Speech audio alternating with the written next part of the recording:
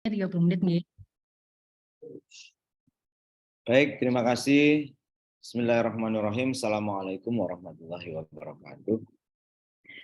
Alhamdulillah hari ini dalam waktu yang sangat terbatas kita dapat bersilaturahim. Hari ini kita akan sedikit banyak mendiskusikan, semoga waktunya cukup, tentang bagaimana manajemen dan peluang usaha BUMDes. Di lembar terakhir saya beri tambahan namanya tantangan BUMDes ke depan. Ini hadir bersama kita, kalau saya salah mohon direview ya, ada 81 orang.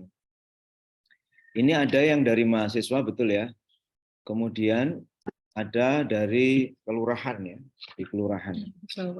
Nah, mahasiswa mungkin belum mengenal banyak tentang BUMDes, tapi bapak-bapak, ibu mungkin dari kelurahan sudah sangat memahami ini. Jadi saya mohon nanti ketika diskusi mungkin bapak-bapak bisa ikut serta urun rembuk. Slide saya ini ada sekitar 18 atau 19 slide. Saya mohon bantuan Mbak Agatha atau admin untuk mempresentasikan ini. Kita cepat-cepatan saja. Syukur masih ada waktu kita diskusi. Karena 15.30 saya sudah ditunggu di forum lain. Baik, lanjut Mbak Agatha. Ya, lanjut.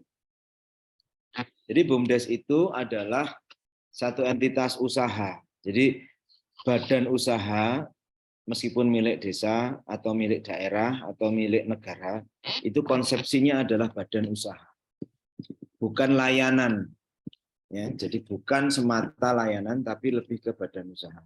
Karenanya maka definisinya seperti ini. Ya, BUMDes itu adalah badan usaha yang seluruhnya atau sebagian besar modalnya dimiliki oleh desa. Penyertaannya langsung.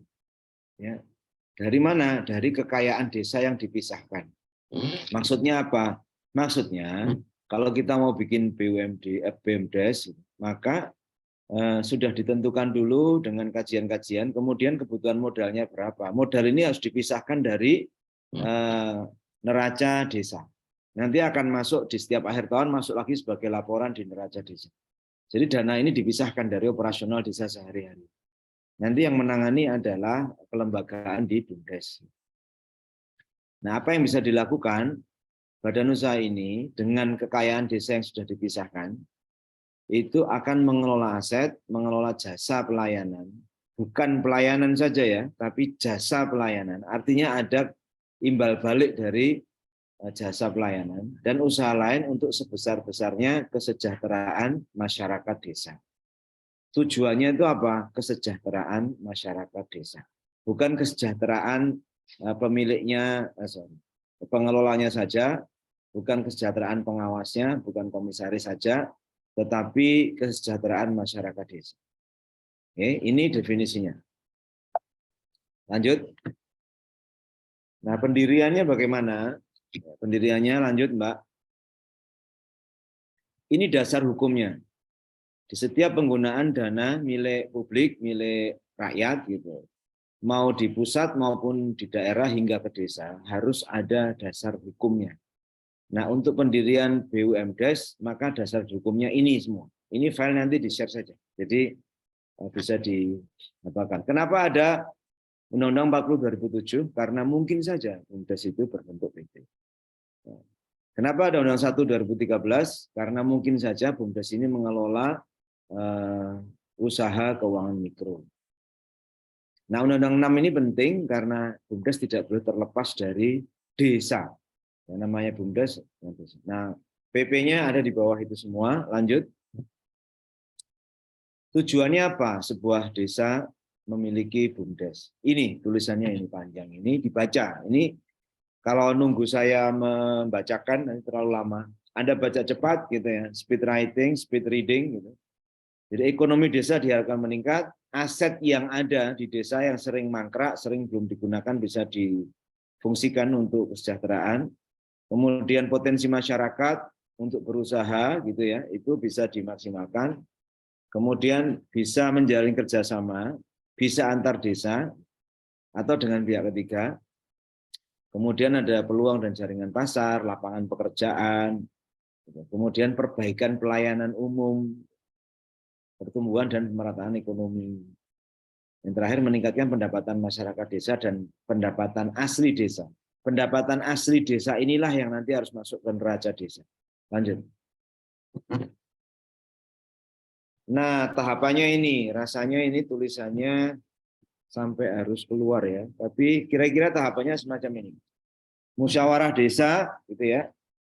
Jadi tahapan pertama itu sebelum pendirian ya kita sosialisasi dulu. Sepakat nggak sih masyarakat membentuk BUMDes? Gitu. Kemudian dasar pendirian BUMDes namanya peraturan desa. Maka dibuatlah peraturan desa dulu. Setelah semua sepakat, baru tim ad hoc yang ditugasi untuk mengkaji layak atau tidaknya bisnis itu akan melaporkan di musyawarah desa yang pertama. Nah, kemudian baru dibahas dan disahkan di situ. Selanjutnya nama, kedudukan, maksud dan tujuan itu harus ditentukan. Namanya misalnya desanya namanya Desa Budi Asih gitu. Makanya namanya misalnya BUMDesnya adalah Budi Asih Jaya. Itu harus disepakati nama itu. Kedudukan tempatnya di mana? Oh, di Desa Budi Asih Jaya, kecamatan ini dan seterusnya. Maksud dan tujuan tadi sudah disampaikan. Maksud pendirian BUMDes Budi Asih Jaya apa? Badan hukumnya tentukan, mau perseroan terbatas atau mau lembaga mikro dan seterusnya. Kaitannya dengan operasional usaha. Permodalannya dari mana tentukan. Ada yang dari desa, mungkin sebagian dari yang lain. Bisa apa tidak? Bisa. Kalau perseroan terbatas bisa. Yang penting sebagian besar saham harus miliknya desa. Organisasinya akan seperti apa, strukturnya dan seterusnya ditentukan di musyawarah desa yang kedua. Jenis usahanya apa? Tentukan di musyawarah desa yang kedua. Kemudian mekanisme pengawasan dan pertanggungjawabannya bagaimana? Tentukan di musyawarah desa yang kedua. Siapa bertanggung jawab pada siapa, siapa melakukan apa, dan seterusnya. Siapa yang harus mengawasi siapa, ditentukan di situ. Kemudian musyawarah desa yang ketiga itu merumuskan dan menetapkan semua sistem sebagaimana sebuah usaha. Ada sistem penggajian, pemilihan pengurus, informasi, sistem informasi pengelolaan, sistem administrasi dan pembukuan, dan seterusnya. Dan yang tidak kalah penting adalah perumusan dan penetapan rencana kerja. Nah, kalau sudah musdes ketiga ini, semuanya sudah lebih utuh tampilan BUMDes yang akan didirikan. Lanjut Mbak Agatha. Strukturnya akan seperti apa? Strukturnya akan seperti ini. Ya. Jadi ada namanya Dewan Penasihat atau Dewan Komisaris. Ini ex officio oleh Kepala Desa. Jadi Pak Kades, Pak Lurah, itu akan menjabat sebagai Dewan Penasihat atau Dewan Komisaris. Nah, di bawah itu ada Dewan Pengawas yang mengawasi perjalanan atau pelaksanaan operasional. Yang dijalankan oleh siapa? Pelaksana operasional. Pangkatnya apa? Jabatannya apa? Nah, tergantung yang dipakai badan hukumnya. Kalau perseroan terbatas ya pelaksananya berarti ya direktur utama. Dewan pengawasnya ya komisaris. Nah, ini ada dasar hukumnya nih, saya kutip di bawah. Lanjut Mbak Agatha. Bentuk dan jenis usaha. Nah ini, kalau perseroan terbatas seperti ini. Persekutuan modal, kumpulan modal. Ya, dibentuk berdasarkan perjanjian dan melakukan kegiatan usaha dengan modal yang sebagian besar dimiliki oleh BUMDes. Sesuai dengan undang-undang dan seterusnya. Kemudian lembaga keuangan mikro dengan andil BUMDes sebesar 60%. Kalau ini diatur di undang-undang khusus tentang lembaga keuangan mikro nomor 1 2013. Lanjut, Mbak. Nanti bisa sambil dibaca-baca ya. Nah, ini jenis usaha. Jenis usaha itu kaitannya dengan kemampuan desa dalam melihat dan memotret potensinya. Kemudian juga kemampuan desa dalam melihat potensi pasar di luar. Mau yang mana? Mau sosial bisnis atau penyewaan? Penyewaan misalnya penyewaan apa? Ada tanah yang misalnya bisa disewakan, tanah milik desa, kas desa misalnya. Atau ada gedung bangunan yang cukup besar, gedung pertemuan. Setiap bulan sering dipakai untuk apa? Jasa mantenan, dipakai gedung pertemuan publik bisa disewakan. Ini bisa dikelola oleh BUMDes. Kemudian brokering itu perantara. Kemudian juga ada usaha produksi, membuat sesuatu, ya, mendirikan pabrik, kemudian bisa meng-create sesuatu untuk kemudian dijual. Bisnis keuangan seperti lembaga keuangan mikro itu financial business. Kemudian menjalankan usaha bersama itu bisa dalam bentuk holding. Holding itu apa? Holding itu satu kesatuan dari sekian unit usaha yang diatur dengan mekanisme tertentu. Ada perusahaan induknya, ada perusahaan anaknya. Jadi perusahaan induk dan perusahaan anak. Itu sistemnya holding. Lanjut. Mbak Agatha lanjut. Sekarang modal usaha BUMDes bisa didapat dari mana, gitu kan? Ada yang dari desa sendiri, yang tadi harus sebagian besar dimiliki oleh desa. Nah, apakah orang lain boleh masuk? Boleh.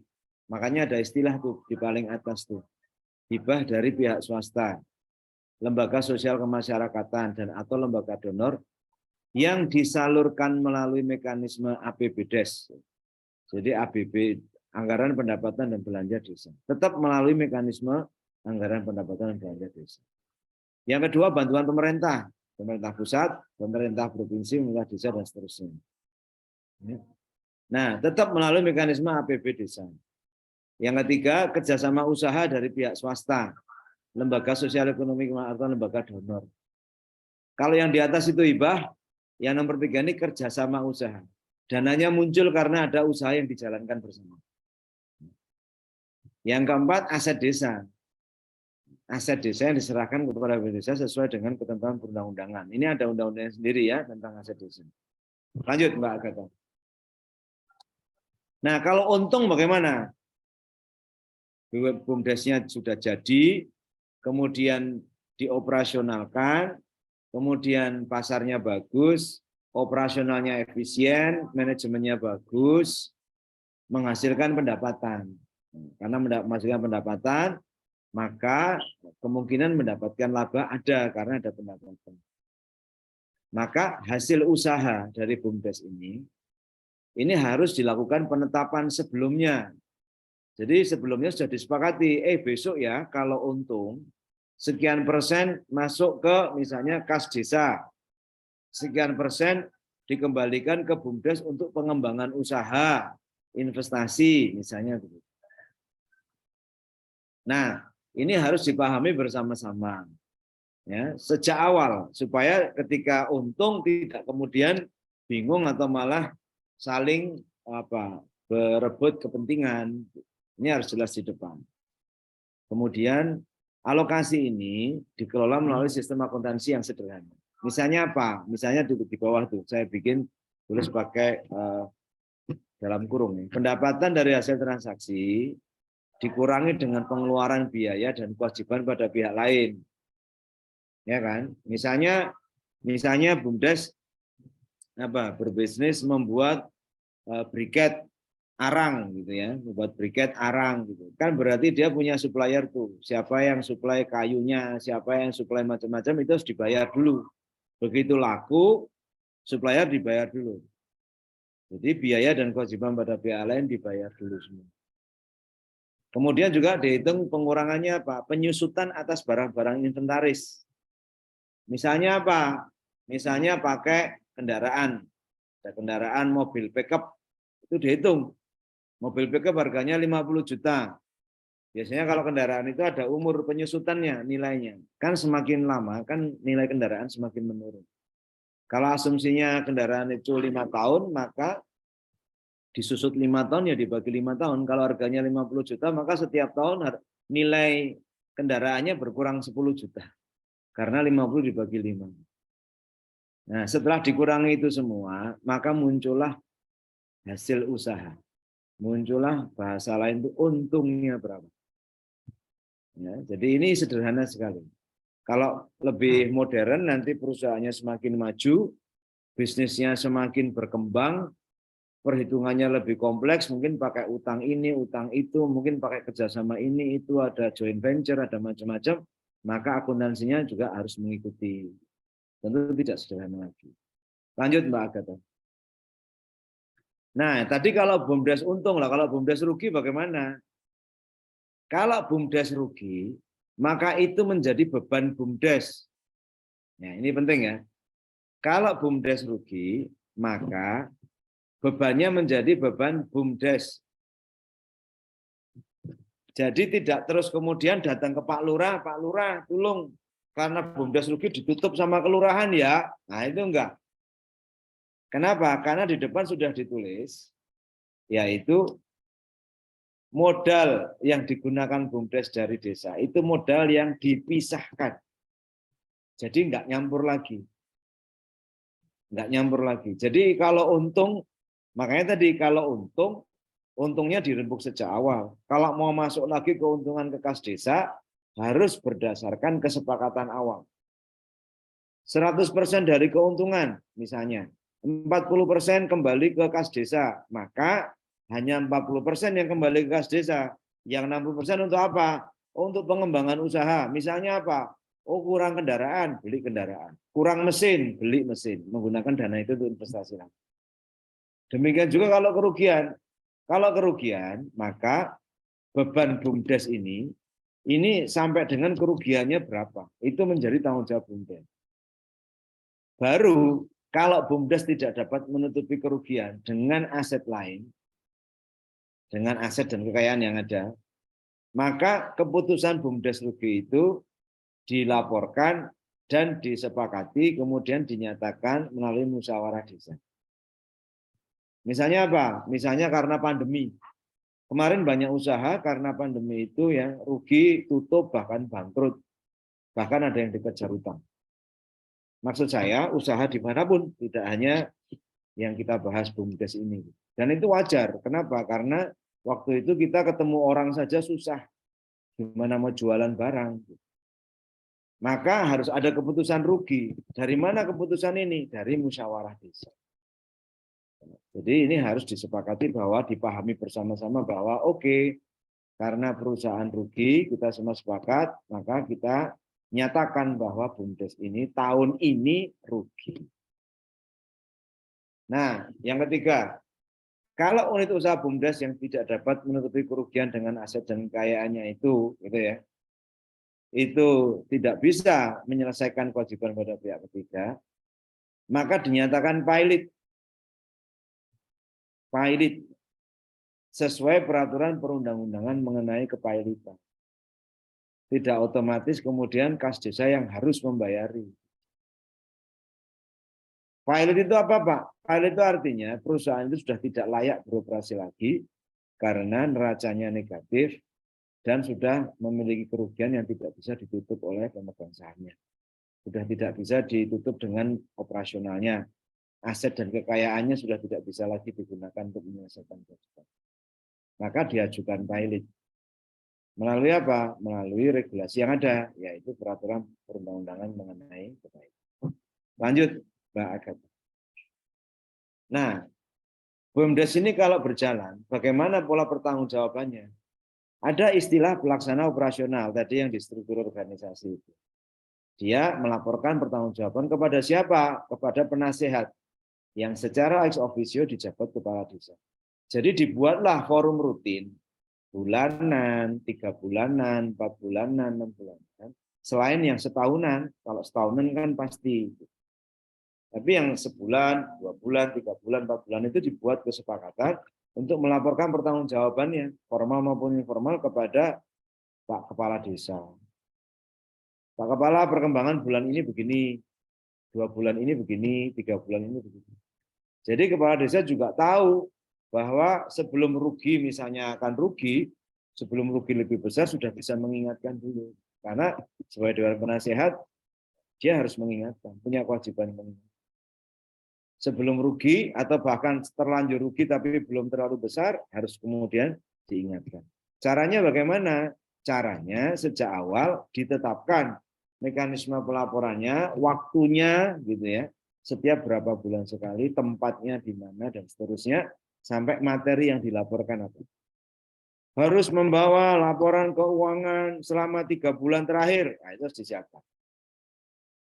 Harus membawa partner atau mitra kerjasama yang selama ini sudah MOU, sudah menjadi mitra untuk dikenalkan dan kemudian ditingkatkan kerjasamanya. Atau sebaliknya, harus membawa mitra kerjasama yang meskipun sudah kerjasama ternyata malah tambah rugi, sampaikan. Itu semua ditetapkan di depan. Jadi suatu hari ketika tahunan laporan, itu Pak Lurah, Pak Kades tahu perjalanan minimal setiap 3 bulanan, atau setiap 2 bulanan, atau 4 bulan.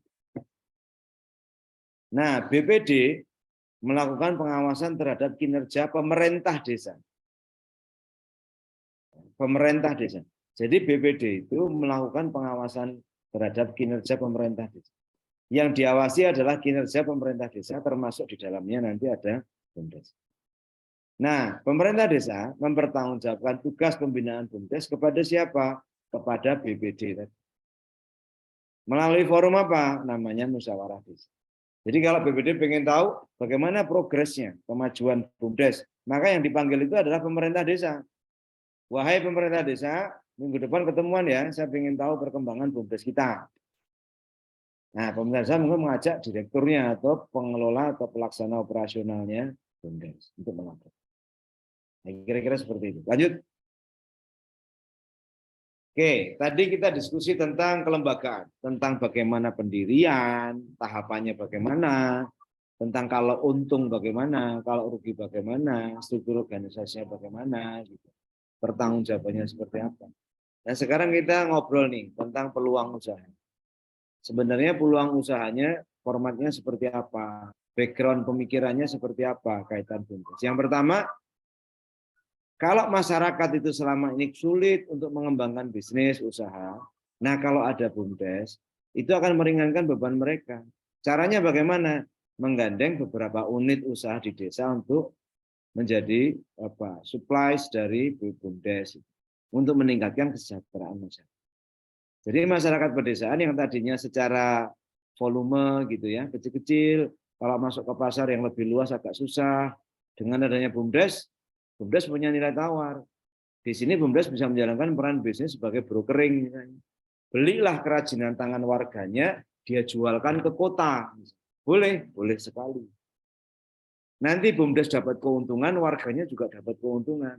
Warga nggak perlu ke kota, ke mall, kemana. Siapa tahu BUMDes yang maju bisa punya display di toko-toko besar, di mall. Nah, barang-barangnya diambil dari mana? Ya dari hasil kreasi warganya. Yang kedua, peluang BUMDes ini bisa meningkatkan daya saing desa. Daya saing produknya, daya saing warganya. Kenapa? Ya tadi, kalau hanya rumahan, orang nggak ngelirik untuk dibeli.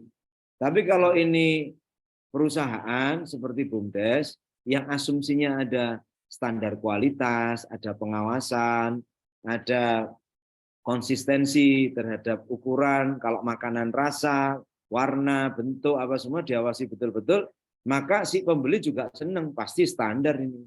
Jadi dia lebih senang bisnis dengan BUMDes. Lanjut Mbak Agatha. Nah, yang ketiga, kita sering menjumpai ya teman-teman bapak-bapak, ibu-ibu gitu ya, pengelola pemerintahan desa dan adik-adik mahasiswa, kita sering menjumpai, kita ketemu orang di kota, kita tanya rumahnya mana, asalnya mana. Oh, dari kabupaten sana, dari kabupaten sana. Kenapa kok bekerja di kota? Karena di kabupatennya nggak ada pekerjaan, nggak ada lapangan pekerjaan. Nah, kalau ada BUMDes, akan muncul lapangan pekerjaan baru di desa, di rumahnya sendiri, di desanya sendiri. Nah, ini keunggulannya. Peluangnya itu tinggi sekali, besar sekali. Mengapa? Karena sekarang teknologi sudah sedemikian maju. Orang berbisnis tidak harus di pinggir jalan besar, tidak harus di kota. Bahkan sekarang muncul kecenderungan orang itu berbisnis berbekalkan jaringan internet, bisa di mana-mana. Mbak Agatha kembali ke slide sebelumnya. Jangan dipindah dulu. Nah, ya, jadi urbanisasi ini bisa kita tekan. Yang penting pemerintah, termasuk pemerintah desa, memastikan akses internet bisa masuk ke desa. Kalau sudah masuk, bisnis sudah jalan itu. Ada banyak anak muda di Indonesia sekarang namanya digital nomad. Itu berbisnis dari mana saja, dari mana saja. Yang penting ada akses internet. Karena banyak pekerjaan muncul, banyak penawaran muncul, banyak iklan promosi muncul, banyak pembayaran dilakukan melalui internet. Jadi sekarang internet sudah mengubah peradaban kita. Yang keempat, mengembangkan kreativitas dan inovasi.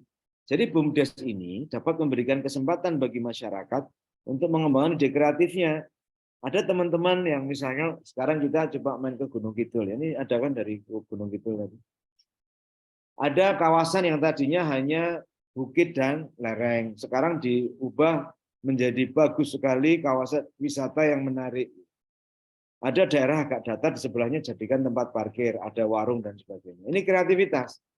Kemudian diiklankan, dipublikasikan melalui Instagram, melalui Facebook, melalui TikTok, melalui Twitter, melalui YouTube. Udah akhirnya orang luar dengar, tidak hanya orang luar desanya, orang luar kabupatennya, orang luar provinsinya, bahkan orang di luar negaranya datang ke Gunung Kidul untuk melihat kecantikan, keindahan alam Gunung Kidul. Kulon Progo juga begitu, perbukitan menoreh luar biasa. Dulu sebelum ada medsos seperti ini, orang nggak kenal. Sekarang orang berduyun-duyun ke sana. Setiap akhir bulan, akhir minggu, long weekend, susah kita ke sana saking macetnya. Banyak teman-teman saya pengusaha kuliner di Kulon Progo, di Jogja, di Bandung, di Jakarta, buka usaha kuliner di lereng-lereng bukit itu karena pemandangannya bagus. Itu kreativitas desa. Maka BUMDes ini bisa didorong untuk membangun dan mengembangkan kreativitas desa dan membangun inovasi untuk meningkatkan kesejahteraan masyarakat. Lanjut. Nah, tantangannya ini slide terakhir, saya sudah diingatkan, karena 3:30 saya harus geser ke Kalasan. Adik-adik mahasiswa dan bapak-bapak ibu pengelola pemerintahan desa, ini tantangan bapak ibu ketika akan mendirikan dan mengelola BUMDes. Yang pertama, perubahan lingkungan bisnis. Sekarang bisnis ini sudah berubah karena lingkungannya berubah. Ditemukannya teknologi informasi, teknologi digital membuat semuanya berlangsung berbeda dengan sebelumnya. Ya, sekarang orang bisa bisnis dari rumahnya sendiri, dari desanya sendiri tanpa harus selalu ke kota. Yang dulu setiap hari pagi sore dari desa ke kota pulang pergi, sekarang mungkin cukup 3 hari sekali, 4 hari sekali, cuma ngecek di bank, cuma ngecek persediaan. Setelah itu balik lagi ke desa. Karena ada internet, digitalisasi. Sekarang orang bayar tidak harus dengan uang cash, tapi bisa dengan digital, dengan handphone, pencet-pencet, kemudian transaksi terjadi. Hati-hati kalau Anda berbisnis, karena berbisnis dengan digital itu bisa mengubah semuanya termasuk persaingan yang terjadi. Jadi kalau kita masih mengharuskan customer bawa duit cash, lama-lama kita tidak akan didatangi oleh customer. Lama-lama customer akan mencari pesaing Anda yang cukup cuman bisa menunjukkan barcode, QR code, atau hanya malah bayar melalui mobile banking.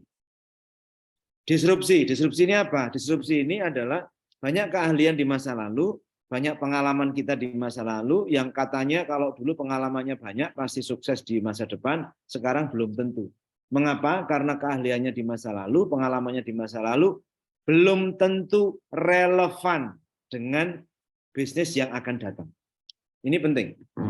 Belum tentu relevan dengan bisnis yang akan datang. Jadi ini mohon disikapi ketika kita akan membuka bisnis baru. Yang kedua ada gegar budaya, culture shock, kaget. Yang tadinya sosial kolegial, kita ini ke Kancan ketemu fisik langsung itu ya, di bawah interaksi langsung itu. Sekarang individual, orang per orang menjadi pengen egonya tinggi, pengen kepentingannya diakomodasi sendiri-sendiri. Nah ini tantangan bisnis juga nih. Nggak gampang kayak gini. Dulu rembukan harus bareng, sekarang karena harus cepat maka harus bisa diambil keputusan lebih efisien. Dulu kita harus ketemu orang langsung, sekarang cukup dengan Zoom. Seperti ini, cukup dengan telepon, handphone, WhatsApp, macam-macam. Nah yang terakhir, sistem dan mekanisme keuangan. Ada istilah ekonomi berbagi, economic sharing. Economic sharing itu berbagi. Kalau saya punya jaringan internetnya, Bapak A punya uangnya, Bapak B punya keahlian bisnisnya, kami bertiga berbagi untuk membuat bisnis bersama. Ini isu yang bisa dimanfaatkan BUMDes. Kemudian yang terakhir, pemusatan modal. Bapak Ibu sekalian, adik-adik, dunia kita ini sudah sangat global, uang dari luar negeri masuk ke sini banyak, pengusaha kita juga investasi di negara lain juga banyak, termasuk nanti kalau potensinya bagus di masing-masing desa, bukan tidak mungkin ada uang dari luar masuk ke desa. Apa maknanya? Uang dari luar masuk ke desa itu ada 2 jalan. Satu, menjadi pemegang saham, menjadi penyertaan modal di BUMDes Anda, Atau yang kedua dia menjadi konsumen. Kalau menjadi konsumen bagus, artinya pasar Anda laris. Artinya jualan Anda kualitasnya bagus, dinikmati oleh konsumen, mereka mau datang lagi, mau belanja banyak. Tetapi kalau pemegang saham, hati-hati. Karena itu artinya usaha Anda tidak dimiliki Anda sepenuhnya, tapi juga akan dimiliki oleh orang luar. Nah, kira-kira itu dari saya. Mohon maaf saya tidak bisa menyertai sampai akhir. Saya tadi sudah standby Mbak Agatha sejak jam 14.45, tapi ternyata belum mulai-mulai. Jadi saya tadi yang harusnya 1 jam saya punya setengah jam. Nah, kalau akan tanya jawab gitu ya. Ini saya akan coba, saya geser pakai mobil. Oke. Saya geser ini pakai mobil ke Kalasan. Posisi saya di kantor DPD RI di Kusuma Negara. Saya akan geser ke Kalasan. Saya mungkin akan keluar sebentar dan di jalan saya akan coba connect lagi. Semoga tidak ada persoalan jaringan internet di sepanjang jalan. Gitu ya. Jadi itu mohon maaf adik-adik mahasiswa dan Bapak Ibu pengelola pemerintah daerah. Mohon izin saya live dulu. Saya akan coba connect lagi di mobil, di kendaraan menuju Kalasan di LPMP. Terima kasih. Sementara ini, Assalamualaikum warahmatullahi wabarakatuh. Waalaikumsalam warahmatullahi wabarakatuh.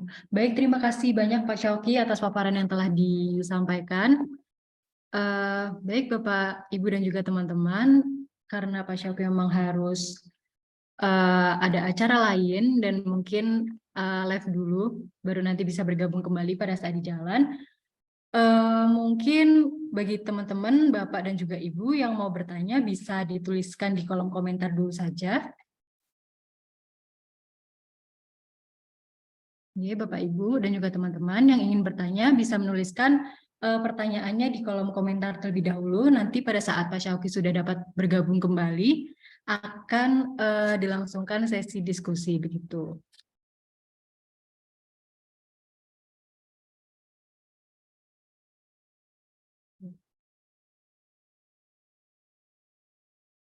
Oh iya, Bapak, Ibu, dan juga teman-teman, bahwa hari ini akan ada 2 narasumber yang akan mengisi pada pelatihan pada sore hari ini.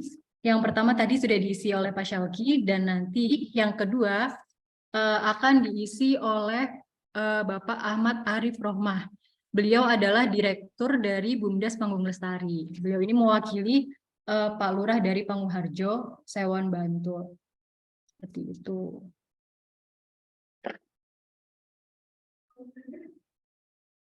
Oh ya, kembali mengingatkan untuk Bapak, Ibu, dan juga teman-teman yang mau bertanya terkait dengan materi dari Pak Syauqi, bisa dituliskan di kolom komentar terlebih dahulu, nggih. Nanti apabila Pak Syauqi sudah dapat bergabung kembali, akan dilangsungkan sesi diskusi dan tanya jawab.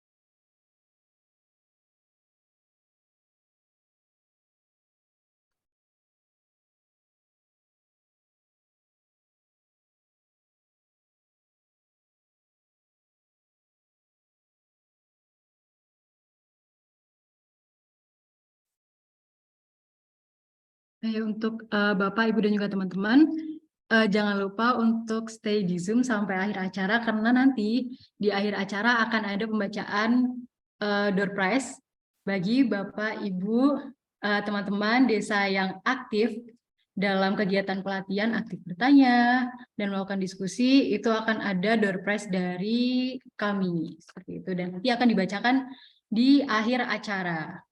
Maka dari itu, untuk Bapak, Ibu, dan juga teman-teman bisa stay tetap di Zoom sampai akhir acara. Untuk door prize-nya nanti akan ada merchandise dari UMY, ada tas, ada tumbler, dan lain sebagainya. Seperti itu.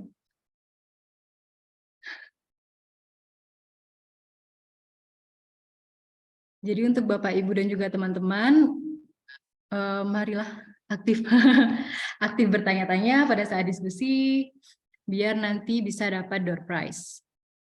Oke. Baik, Pak Shoki sudah Oke. bisa bergabung ya. Oke. Oke. Baik. Monggo, Mbak. Ya. Iya. Bapak, Ibu, dan juga teman-teman yang ingin bertanya terkait dengan apa yang sudah disampaikan oleh Pak Syauki bisa menuliskan di kolom komentar atau bisa raise hand dan bisa bertanya langsung kepada Pak Syauki.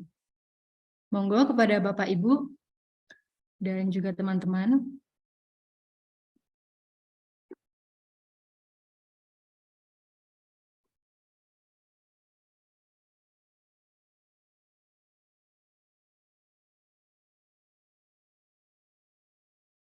Baik, ini ada yang raise hand, Pak. Hengki dari kelompok 212. Ya. Silakan. Boleh langsung bertanya.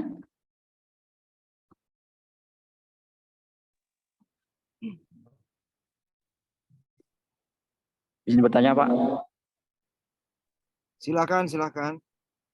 Tadi kan dijelaskan, Pak, kalau BUMDes itu kan kemungkinan bisa mengalami kerugian. Kalau anak usahanya kan bisa dipilotkan, Pak. Kalau semisal asetnya tidak bisa menutup. Ya. Nah, bagaimana jika nantinya BUMDes itu anak usahanya dipilotkan, terus BUMDes itu mengalami rugi? Tadi kan dijelaskan kalau di situ tuh yang menutup kerugian itu adalah BUMDes. Nah, dananya itu dari mana, Pak? Jadi begini.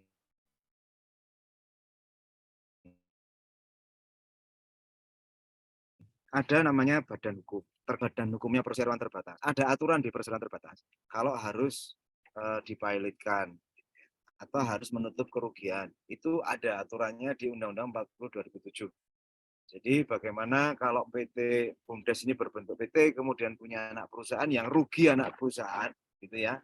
Kemudian sejauh mana induk ini menutup kerugian anak perusahaan itu tergantung juga. Kalau anak perusahaannya PT, maka kerugian yang harus ditanggung adalah sekian persen dari saham si induk ini. Hanya sekian persen saja, misalnya ruginya 100 juta. Terus si induk punya saham di situ 60%, maka dia punya kewajiban menutup kerugian itu, misalnya disepakati untuk ditutup, ya senilai 60% dari kerugian saja. Pertanyaannya yang 40% dari kerugian yang nutup siapa? Yang nutup ya partnernya, mitranya, yang punya saham di situ. Kan mitranya itu kan punya saham berarti 40%. Mitra ini bisa tidak hanya satu, bisa 2, 3, 4, 5, atau banyak. Kalau mereka memang punya saham, ya mereka punya kewajiban untuk menutup kerugian. Itu biasanya disepakati di namanya RUPS, Rapat Umum Pemegang Saham. Kalau bentuk badan hukumnya PT, ada regulasi itu, ada dasarnya untuk mengambil keputusan. Jadi dananya diambil dari mana, Pak? Kalau untuk menutup kerugian, kalau BUMDes itu rugi, BUMDes nggak usah mikir anak perusahaan, BUMDesnya sendiri rugi. Ya nomor satu, kerugian itu harus di-cover oleh dana yang ada di BUMDes itu. Kalau dananya nggak cukup, Pak, ada asetnya, ada kekayaannya. Gimana caranya? Ya mungkin asetnya, kekayaan harus dilepas. Pak, itu kan asetnya desa, kenapa dilepas, Pak? Kan sudah dipisahkan saat dulu BUMDes ini didirikan. Gitu. Ya, jadi ketika dikatakan aset yang dipisahkan, berarti aset itu sudah tidak di desa lagi. Itu sudah di lembaga baru namanya BUMDes. Tapi untuk sampai dengan menyatakan rugi, untuk sampai dengan menyatakan pilot, itu tahapannya ketika menyatakan rugi itu harus musyawarah desa.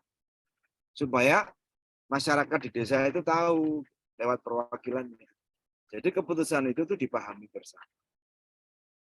Uang nutup kerugiannya dari mana? Ya tadi tahapannya.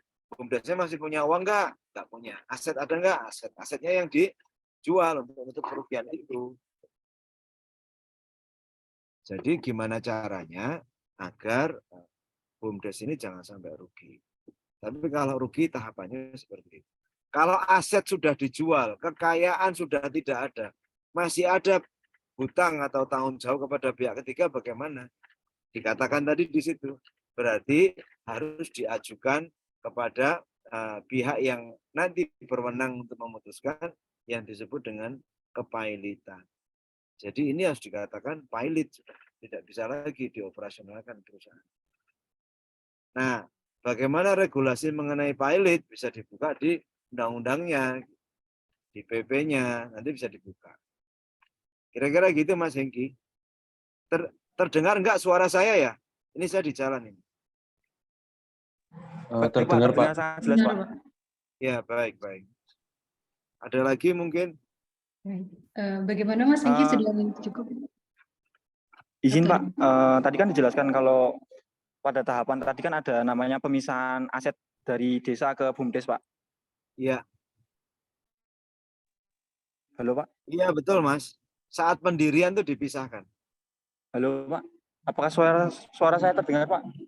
Suaranya Suara terdengar Mas semua. Hengki terdengar. Ya, terdengar Mas. Iya.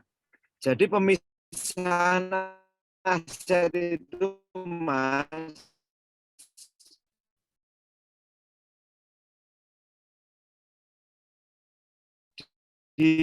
dilakukan di awal ketika penyertaan. Apakah suara saya terdengar? Baik, Pak. Terdengar, Pak. Ya, jelas ya Mas. Jadi pemisahan aset dilakukan pada saat BUMDes itu didirikan. Karena sudah dipisah, maka itu sudah bukan lagi asetnya desa, tapi asetnya BUMDes. Digunakan sepenuhnya untuk operasional, untuk kepentingan BUMDes. Apalagi itu perseroan, kalau sudah perseroan itu betul-betul sudah terpisah. Gitu Mas Hengki. Baik, Pak. Dapat dimengerti, Pak. Berarti dalam pemindahan aset itu tidak boleh diatasnamakan perseorangan atau seseorang yang memiliki kewenangan lebih dari BUMDes itu ya, Pak. Jadi harus Tidak boleh. atas nama BUMDes langsung ya, Pak. Iya, tidak boleh. Itu nanti atas namanya BUMDes. Tapi kan BUMDes ini organisasi, badan. Ya, jadi yang menyertakan itu kan desa. Itu kan, desa menyertakan asetnya atau modalnya ke sebuah organisasi bisnis yang dikategorikan BUMDes. Nah, tentu yang namanya desa. Desa ini kan abstrak gitu ya. Desa itu wilayah, adanya sawah, mungkin gunung, sungai, padi gitu. Kan mereka ini gunung, sawah, padi kan nggak bisa tanda tangan, harus ada yang tanda tangan. Yang tanda tangan tetap manusia yang punya kewenangan itu. Tetapi saham itu harus atas nama desa. Kalau BUMDes sudah berdiri dan mau bikin perusahaan lagi sebagai anak perusahaan, maka ketika BUMDes memisahkan asetnya dari BUMDes ke anak perusahaan baru, maka yang tanda tangan ya harus direkturnya BUMDes. Itu Mas Hengki. Baik, Pak. Dapat dimengerti, Pak. Terima kasih, Pak. Terima kasih. Baik, ini Pak Syauki ada pertanyaan lagi dari perwakilan BUMDes Sawahan Donorojo Kabupaten Pacitan.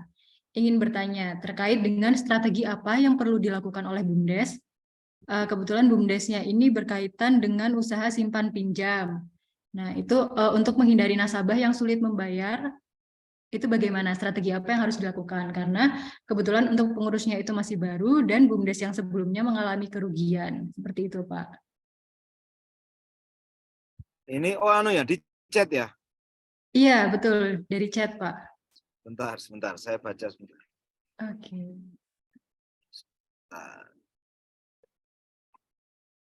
Oh iya nih, BUMDes Sawahan Donorojo. Strategi oke untuk menghindari yang sulit membayar karena saya Oke, Ibu Rima Triliasari. Bu Rima Triliasari terkait dengan lembaga keuangan mikro ya, yang punya layanan, punya servis, punya usaha meminjamkan dana untuk pengusaha mikro gitu. Itu tidak hanya BUMDes yang memiliki persoalan itu. Di beberapa lembaga keuangan mikro yang lain, persoalan itu juga muncul. Sehingga pengelolaannya, mengelola nasabah yang tidak lancar bayar, itu relatif sama logikanya. Nah, nomor satu, ini sebenarnya bukan masalah BUMDes sih kalau ini. Ini masalah bisnis simpan pinjam ini, Bu Rima ya. Tapi nggak apa-apa. Jadi kira-kira gini, Bu, sejak awal, saya ingin menyampaikan bahwa sejak awal itu sudah ada sistem yang dibangun agar kelak kalau si pengusaha mikro ini meminjam uang, itu dia sudah tahu sejak awal bahwa kewajibannya apa saja dan haknya apa saja.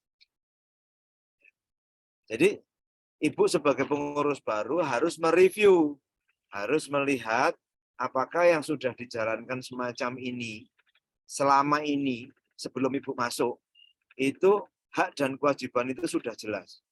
Kalau sudah jelas, Ibu sebagai pengelola baru harus cek apakah itu sesuai dengan logika Ibu, sesuai dengan keinginan Ibu, sesuai dengan visi yang mau Ibu bawa di lembaga ini. Kalau belum sesuai, segera sesuaikan. Kalau sudah sesuai, berarti dicek.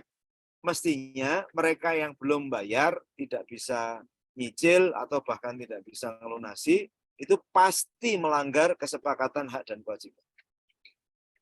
Nah, kemudian di regulasi itu juga Ibu harus munculkan. Bagi mereka yang tidak bisa membayar, maka akan diperlakukan bagaimana. Apakah diperlakukan dengan teguran, lisan, bulan pertama, bulan kedua didatangi, bulan ketiga apa dan sebagainya. Itu harus jelas di depan. Nah, ini treatment untuk ibu yang baru dan untuk calon peminjam yang akan datang. Pertanyaannya adalah, kalau ibu masuk sebagai orang baru, tapi defaultnya hutang-hutang yang belum dibayar itu dari warisan pengurus lama bagaimana? Kira-kira begitu ini mungkin pertanyaannya. Gitu ya Mbak Agatha ya. Kalau memang itu maka harus dilacak lagi histori hutangnya. Dulu muncul hutang ini itu ceritanya bagaimana? Yang kedua, histori pengutangnya. Karena profil pengutang itu penting. Kalau di lembaga keuangan yang lebih besar, itu kalau kita mau utang itu kita dilihat pribadi kita. Ya kira-kira bisa dipercaya apa tidak lah. Selain masalah kolateral, selain masalah you punya aset apa. Yang ketiga, kalau orang sudah tampak bisa dipercaya, selama ini hubungan dengan secara sosial ya, dengan yang lain, hubungan bisnis lancar dan sebagainya, boleh dicoba ketika dia ngajukan dan tanpa kolateral, tanpa jaminan, dicoba dengan jumlah yang kecil. Pinjam misalnya 2 juta, disetujui 1 juta. Kemudian dilihat apakah dalam termin misalnya setiap bulan 100.000. Apakah setiap bulan dia bisa bayar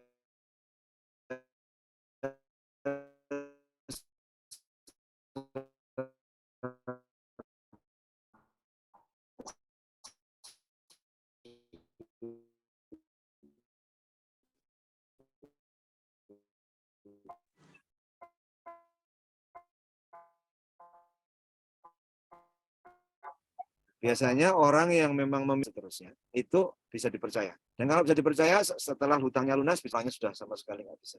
Tapi kan ada juga lembaga keuangan yang tidak menyertakan jaminan. Paling menyertakan referensi. Referensi itu misalnya Anda boleh utang di tempat saya, tapi harus ada jaminan dari Pak Lurah. Atau kalau dia guru dari Pak Kepala Sekolah. Pak Kepala Sekolah ikut tanda tangan, Pak Lurah ikut tanda tangan. Untuk menjamin pembayaran setiap bulannya. Misalnya dan seterusnya. Saya tidak bisa lebih detail lagi karena ini sangat spesifik ya. Ini bukan masalah BUMDes saja ini. Kalau case ini, case di banyak badan hukum yang lain. Tapi saya hanya matur begini. Saya ingatkan begini. Bapak Ibu yang mengelola BUMDes sekarang, khususnya simpan pinjam, jangan melihat orang yang pinjam ini adalah sekedar warga setempat kemudian dibebaskan tidak diikat oleh aturan yang baku. Meskipun dia warga, meskipun dia tetangga, kerabat di desa itu, tetap saja dia harus mengikuti aturan yang baku. Karena ini lembaga resmi, namanya BUMDes. Jadi tetap harus hati-hati. Itu mau adiknya Pak Lurah, mau anaknya Pak Carik, mau siapapun gitu ya. Itu kalau sudah simpan pinjam, maka pertanggungjawabannya harus jelas. Supaya apa? Supaya pertanggungjawaban kita sebagai pengelola uang milik warga itu bisa secara lugas kita sampaikan setiap akhir tahun kepada masyarakat desa melalui musyawarah desa. Tidak ada yang disembunyikan, tidak ada yang kurang, tidak ada yang lebih, apa adanya, transparan kita. Ini kira-kira begitu. Bu Rima, kapan kalau longgar diskusi saja lebih jauh ya, karena ini ada banyak aspek nih, termasuk sisi kultural, termasuk sisi ketersediaan dana, termasuk karakter bisnisnya. Saya bisa cerita lebih banyak, tapi karena ini forumnya tentang BUMDes saja ya, kita bicara BUMDes. Itu Mbak Agatha, saya kembalikan. Ada lagi mungkin? Baik, Pak. Ini ada pertanyaan lagi dari Kelurahan Bali Catur via chat. Ini menanyakan apabila terdapat investor. Nah, itu keseluruhan modal tersebut menjadi milik investor atau ada peraturan yang mengatur, mungkin seperti presentasi kepemilikan modal, Pak. Oke. Ini yang Balai Catur asmane sinten nggih? Balai Catur Gamping to niki? Iya. Monitor mboten nggih? Iya. Kelurahan Balai Catur ini. Ada nggak? Gini. Saya beberapa kali diminta memberi masukan, diminta jadi konsultan, diminta. Terakhir ada tanah kas desa 2,9 hektar jadikan bisnis yang itu bisa membawa manfaat untuk masyarakat malah karena membuka lapangan pekerjaan dan ada pembagian keuntungan dan sebagainya.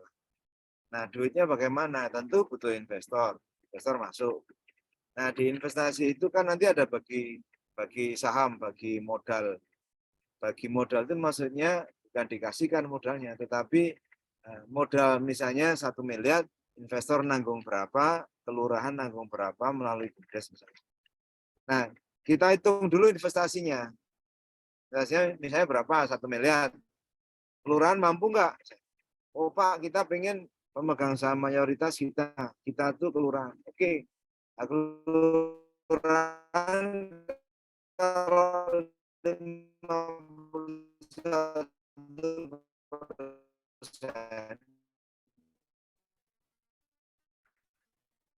modal dasarnya misalnya 10 juta. Kalau katakanlah 60 gitu, 150 juta di situ. Investor nanggung cuma 100 juta karena dia hanya 40%. Kira-kira gitu. Jadi hanya 100 juta. Sementara kelurahan 150 juta. Kalau total modal disetor 250 juta. Pertanyaannya kelurahannya punya uang enggak? Kalau nggak punya harus bagaimana? Ini ada. Makanya di presentasi saya ada namanya sistem keuangan, mekanisme keuangan. Di situ ada pemusatan modal, ada ekonomi berbagi.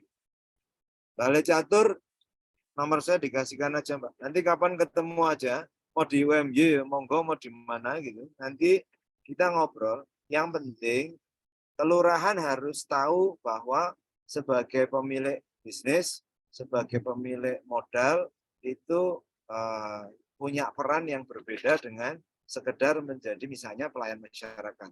Kelurahan selama ini berperan sebagai pelayan masyarakat, melayani masyarakat. Itu fungsi utamanya. Tapi dalam bisnis, meskipun tidak utama, ketika bicara bisnis, terikat dengan fatsun, dengan kebiasaan bisnis. Jadi bagaimana cara menanam modal, bagaimana menanggung kerugian, membagi keuntungan, ada aturannya semua. Investasi ada aturannya semua. Jadi rasanya waktunya mepet ini, kejar-kejaran. Tapi kalau memungkinkan, kapan boleh tuh misalnya diatur waktu gitu ya, nanti ketemuan. Nanti lewat Mbak Agatha lah, atau Pak Aris nanti, nomor saya dibagikan. Ya insya Allah kalau waktu ini longgar dan orang dari Kelurahan Balai Catur yang memang ditugasi Pak Lurah khusus nangani itu, ayo kita ngobrol. Siapa tahu dapat tambahan wawasan. Nanti saya cerita beberapa pengalaman dari kelurahan yang lain di DIY ini maupun di luar. Kata Mbak Agatha. Oke, baik Pak. Ini untuk pertanyaan yang terakhir.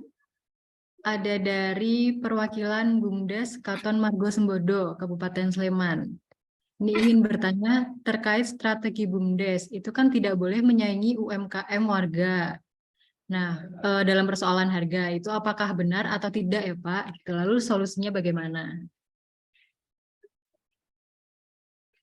Margo Katon ini ya?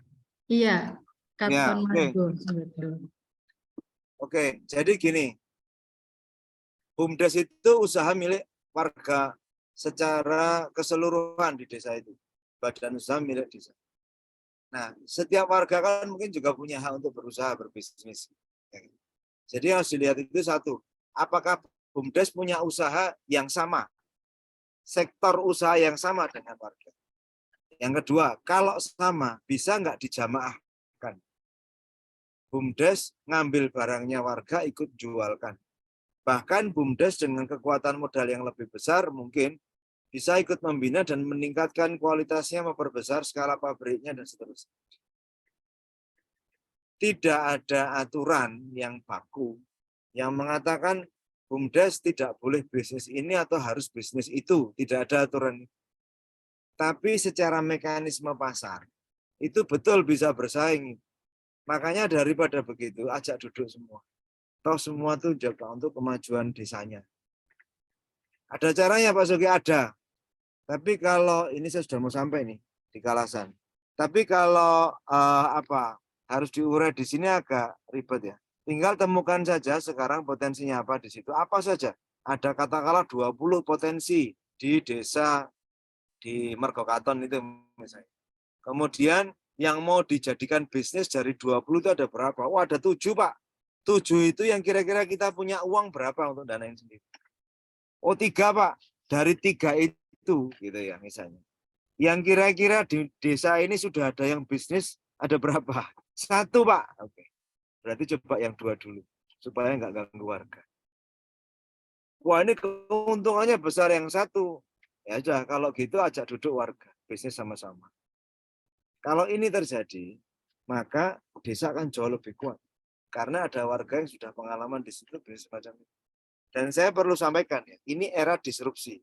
Lihat di presentasi itu, tantangan BUMDes.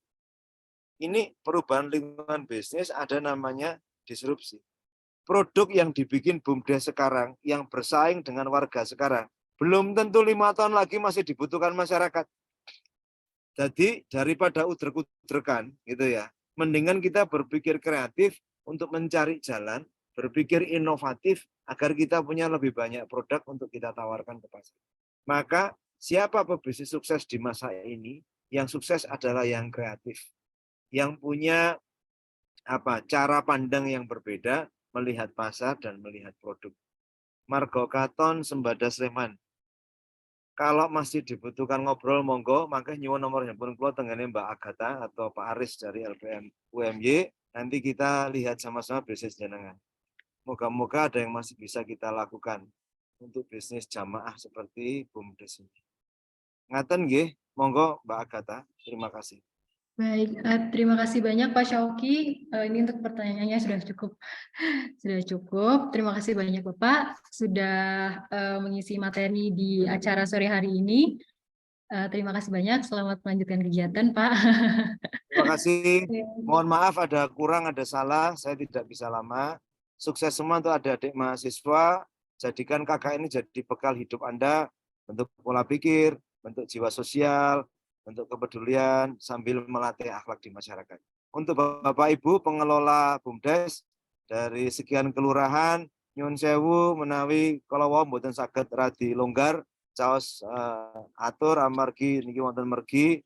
Monggo menawi wonten wekdal ngersakaken pepanggihan wonten nomor handphone kula wonten LPM KKN UMY mangke saged pun suwun monggo kontak kita atur waktu kita diskusi. Begitu Mbak Agatha, terima kasih. Mohon izin saya pamit, saya sudah mau sampai di LPMP Kalasan. Assalamualaikum warahmatullahi wabarakatuh. Waalaikumsalam warahmatullahi wabarakatuh. Baik, terima kasih banyak Bapak. Oke. Ya, Bapak, Ibu, dan juga teman-teman, ini langsung saja akan kita langsung saja ke materi paparan yang kedua. Untuk narasumbernya yaitu Bapak Ahmad Arif Rohmah. Beliau merupakan Direktur dari BUMDes Panggung Lestari. Nah, untuk BUMDes Panggung Lestari ini sudah didirikan pada tahun 2013 dan salah satu unit usaha BUMDesnya yaitu adalah Kampung Mataraman yang didirikan pada tahun 2017. Baik, kepada Bapak Arif sudah hadir? Sudah, Mbak. Oke, baik. Ya. Baik, Bapak bisa langsung saja untuk menyampaikan paparannya. Siap. Selamat. Waktu saya berapa menit, Mbak? 30 menit, Pak. Siap. Nanti dilanjutkan sesi diskusi dan tanya jawab. Baik, sudah terlihat ya? Ya, sudah, Pak. Ya, Bapak Ibu sekalian, Mas-mas dan Mbak-mbak mahasiswa KKN. Pertama-tama saya perkenalkan diri ya, Ahmad Arif Rahman, biasa dipanggil Arif gitu. Kalau di sini menjabat sebagai Direktur Bumdes Panggung Lestari, Bumdesnya Panggung Harjo, atau kalau di Jogja sebutannya Bungkal ya sekarang. Nah, sebelumnya mohon maaf karena posisi saya sekarang sebenarnya di forum ini adalah sebagai pengganti. Jadi saya orang penggantinya Pak Lurah. Kebetulan Pak Lurah ada kegiatan yang tidak bisa ditinggalkan. Ya, Bapak Ibu sekalian, Bumdes kami, langsung saja ya, karena waktunya juga terbatas. Bumdes kami didirikan pada tahun 2013 melalui satu peraturan desanya, yaitu Peraturan Desa Nomor 7 Tahun 2013. Tapi kemudian pada tahun 2015 Peraturan Desa tersebut dimulai diubah mengikuti dengan atau menyesuaikan dengan Undang-Undang Desa Nomor 6 Tahun 2014. Itu ada kantor kami berada di area kantor Balai Desa, jadi satu kawasan dengan kantor Balai Desa. Ada beberapa sosial media kami dan beberapa kegiatan-kegiatan yang nanti kita akan ceritakan di lebih lanjutnya.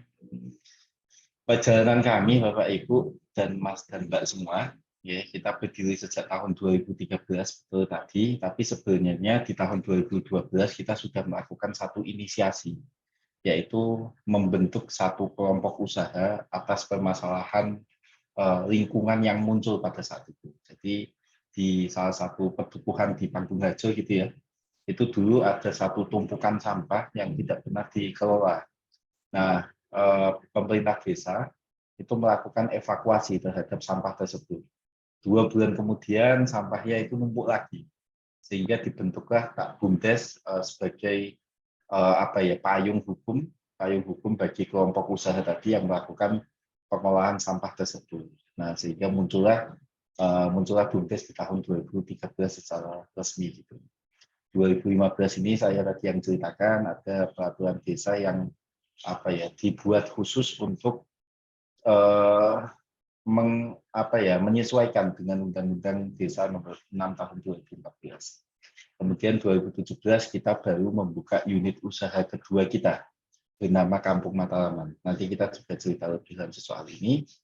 Dan di tahun 2018-2019 kita berhasil membuat 4 unit usaha baru.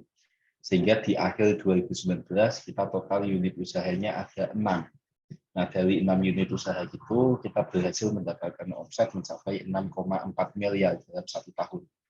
Namun di tahun 2020 pandemi datang. Sehingga semua unit usaha kita itu tutup. Hanya 1 unit usaha yang masih bertahan bisa tebak apa? Pengolahan sampah. Jadi unit usaha pengolahan sampah itu menjadi unit usaha satu-satunya yang masih bertahan tanpa terpengaruh atas pandemi COVID. Gitu. Nah, dari situ kita paham ternyata pengolahan sampah ini menjadi unit usaha yang paling tahan banting dari semua unit usaha yang kita miliki. Kampung Mataraman tutup, unit-unit usaha yang kita buat di tahun 2018-2019 itu juga tidak beroperasi. Bahkan sampai hari ini pun ada beberapa yang buka kembali, misalnya Kampung Mataraman, tapi ada juga yang sampai saat ini juga masih tutup. Tapi di 2020 dengan bertahannya 1 unit usaha, kita tidak bisa mungkin survive. Jadi kita tidak bisa mungkin tetap berdiri gitu ya namanya, sehingga kita melakukan satu inovasi. Kita membuat 1 unit usaha bernama pasardesa.id. Nah, pasardesa.id ini apa? Nanti kita juga cerita soal ini di slide-slide selanjutnya. Di 2021 kita juga bekerja sama dengan pihak ketiga untuk membentuk 1 unit usaha bernama Geladan, unit usaha penyewaan gedung serbaguna. Ini struktur organisasi kami secara singkat, yaitu kita diawasi oleh pengawas, jumlahnya ada 3 orang, yang salah satunya yaitu warga desa kita sendiri gitu ya. Semuanya warga desa, cuma ada yang umum gitu, warga desa umum. Terus kemudian penasehat kita total ada 6 orang yang diketuai oleh Pak Wahyudi sendiri, yang harusnya mengisi ini ya. Jadi penasehat kita diketuai oleh Pak Wahyudi bersama dengan 5 kawannya Pak Wahyudi. Nah, kebetulan 5 kawan itu bukan merupakan warga desa Panggung-Harjo. Semuanya bukan merupakan warga desa Panggung-Harjo, tapi merupakan kolega-koleganya Pak Lurah gitu, untuk bisa mengkritisi strategi-strategi yang ada di dalam BUMDes. Nah, kemudian ada pelaksana operasional yang terdiri dari direktur sebagai pemimpinnya, saya sendiri. Kemudian saya dibantu oleh sekretaris yang membawahi bidang keuangan dan juga administrasi. Nah, nanti di masing-masing unit usaha tadi, ada Kupas, kelompok usaha pengolahan sampah, ada Kampung Mataraman, ada Pasar Desa, ada Kelihatan itu dipimpin oleh namanya kepala unit, atau biasa kita sebut di sini sebagai manajer unit usaha. Nanti di bawahnya strukturnya macam-macam sesuai dengan kebutuhan di masing-masing unit itu. Nah, nanti kita juga cerita soal itu. Nah, ini landasan, mungkin tadi juga sudah dibahas, gitu. Saya mohon maaf telat tadi masuknya jam 4:15 gitu ya. Tapi yang jelas ini landasan yang kita pegang di BUMDes kita, yaitu BUMDes itu ya singkatannya dari badan usaha gitu ya, sehingga aktivitas-aktivitas yang dilakukan oleh BUMDes itu wajib dan harus aktivitas usaha, aktivitas bisnis. Oleh karenanya BUMDes ini, BUMDes bisa dikatakan sebagai BUMDes yang sukses gitu ya, saat pendapatannya tinggi, saat keuntungannya tinggi. Tapi jangan lupakan bahwa BUMDes itu juga miliknya desa, sehingga perspektif sosial itu harus muncul. Kalau tadi ngomongin soal keuntungan, ini bukan lagi soal keuntungan, tapi soal kebermanfaatan. Jadi kepada siapa? Kepada warga desa, karena BUMDesnya milik warga desa kayak gitu. Contohnya kalau di Panggung-Harjo ya kepada warga desa, Panggung-Harjo, karena BUMDesnya milik Panggung-Harjo. Nah, kalau di kami, kita menjawab perspektif sosial ini dengan dari 127 karyawan yang kita punya. Saat ini kita karyawannya ada 127, 117-nya itu adalah warga desa, yang 60%-nya adalah kaum-kaum marginal. Apun kaum marginal itu misalnya pemuda putus sekolah, ibu kepala rumah tangga, difabilitas, lansia, bahkan ada satu karyawan kita yang ODGJ. Nah, yang bayangan kita, mereka ini kalau mencari pekerjaan di luar desa itu sangat susahnya, sehingga BUMDes ini juga menjadi wadah. Nah, ini berkaitan dengan perspektif yang ketiga. Karena perspektif pertama dan perspektif kedua ini, perspektif ekonomi dan juga perspektif sosial atau sudut pandang ekonomi, sudut pandang sosial ini, itu sama persis dengan yang dilakukan oleh koperasi. Jadi ada satu institusi bernama koperasi, itu melakukan hal yang sama dengan yang dilakukan oleh BUMDes. Satu, dia metodenya itu bisnis, yang kedua tujuannya itu sosial. Jadi sama, nggak ada bedanya dengan BUMDes. Lalu yang membedakan apa? Kenapa BUMDes harus dibuat? Kenapa harus ada BUMDes itu? Karena ada perspektif ketiga, perspektif politik. Ini yang membedakan BUMDes dengan koperasi. Mau tidak mau, BUMDes itu adalah badan usaha milik desa, yang dia itu menjadi wajahnya pemerintah desa, dia menjadi kepanjangan tangan dari pemerintah desa untuk menjalankan beberapa wewenang-wewenang yang diberikan oleh desa kepada BUMDes. Dalam catatan saya itu ada dua wewenang. Yang pertama, BUMDes ini berwenang untuk mendidik warga desanya, baik secara langsung maupun secara tidak langsung. Maksud saya secara langsung misalnya gini deh, dengan melakukan peningkatan kapasitas karyawan gitu ya, itu secara langsung gitu, itu juga mendidik warga desa karena kapasitasnya meningkat karena karyawan kita adalah masyarakat desa. Atau contoh lainnya misalnya di pengolahan sampah kita saat ini, itu kalau mau berlangganan di tempat kita, itu sampahnya akan ditimbang. Dan setiap 1 kilo sampah yang dia hasilkan, pelanggan hasilkan, warga desa hasilkan, itu mereka disuruh untuk membayar Rp1.000. Sehingga semakin berat sampahnya, semakin mahal bayarnya. Tapi kalau dia mau melakukan pemilahan sampah, jadi organik sudah dipisah, residu dipisah, rosok dipisah, itu justru malah akan kita apresiasi. Jadi organiknya nggak usah bayar retribusi gitu ya. Yang rosoknya justru malah kita beli, dia hanya menimbang residunya saja. Sehingga saat ini pelanggan-pelanggan sampah kita yang merupakan warga desa itu sebulan bayarnya cuma 5.000, 7.000 karena memang sampahnya hanya segitu. Karena sudah mau melakukan pemilahan. Bagi warga desa yang tidak mau melakukan pemilahan itu sampahnya bisa sampai 75.000 itu ya. Karena semuanya ditimbang. Organik, rosok, dan residu tadi, semuanya itu ditimbang. Yang kedua, kita juga punya wewenang yang diberikan oleh pemerintah desa itu berupa demokratisasi ekonomi lokal. Maksudnya adalah kita tidak bisa menjadi pesaing bagi warga desa, tapi kita juga wajib menjadi pendukung bagi warga desa. Contoh singkatnya gini, contoh simpelnya kita kita nggak bisa membuka toko kelontong di samping toko kelontong milik warga desa. Saya izin off cam dulu ya, sinyalnya takut hilang. Nah, kemudian sehingga mekanisme pembentukan usahanya, pembentukan unit usaha kita semacam ini.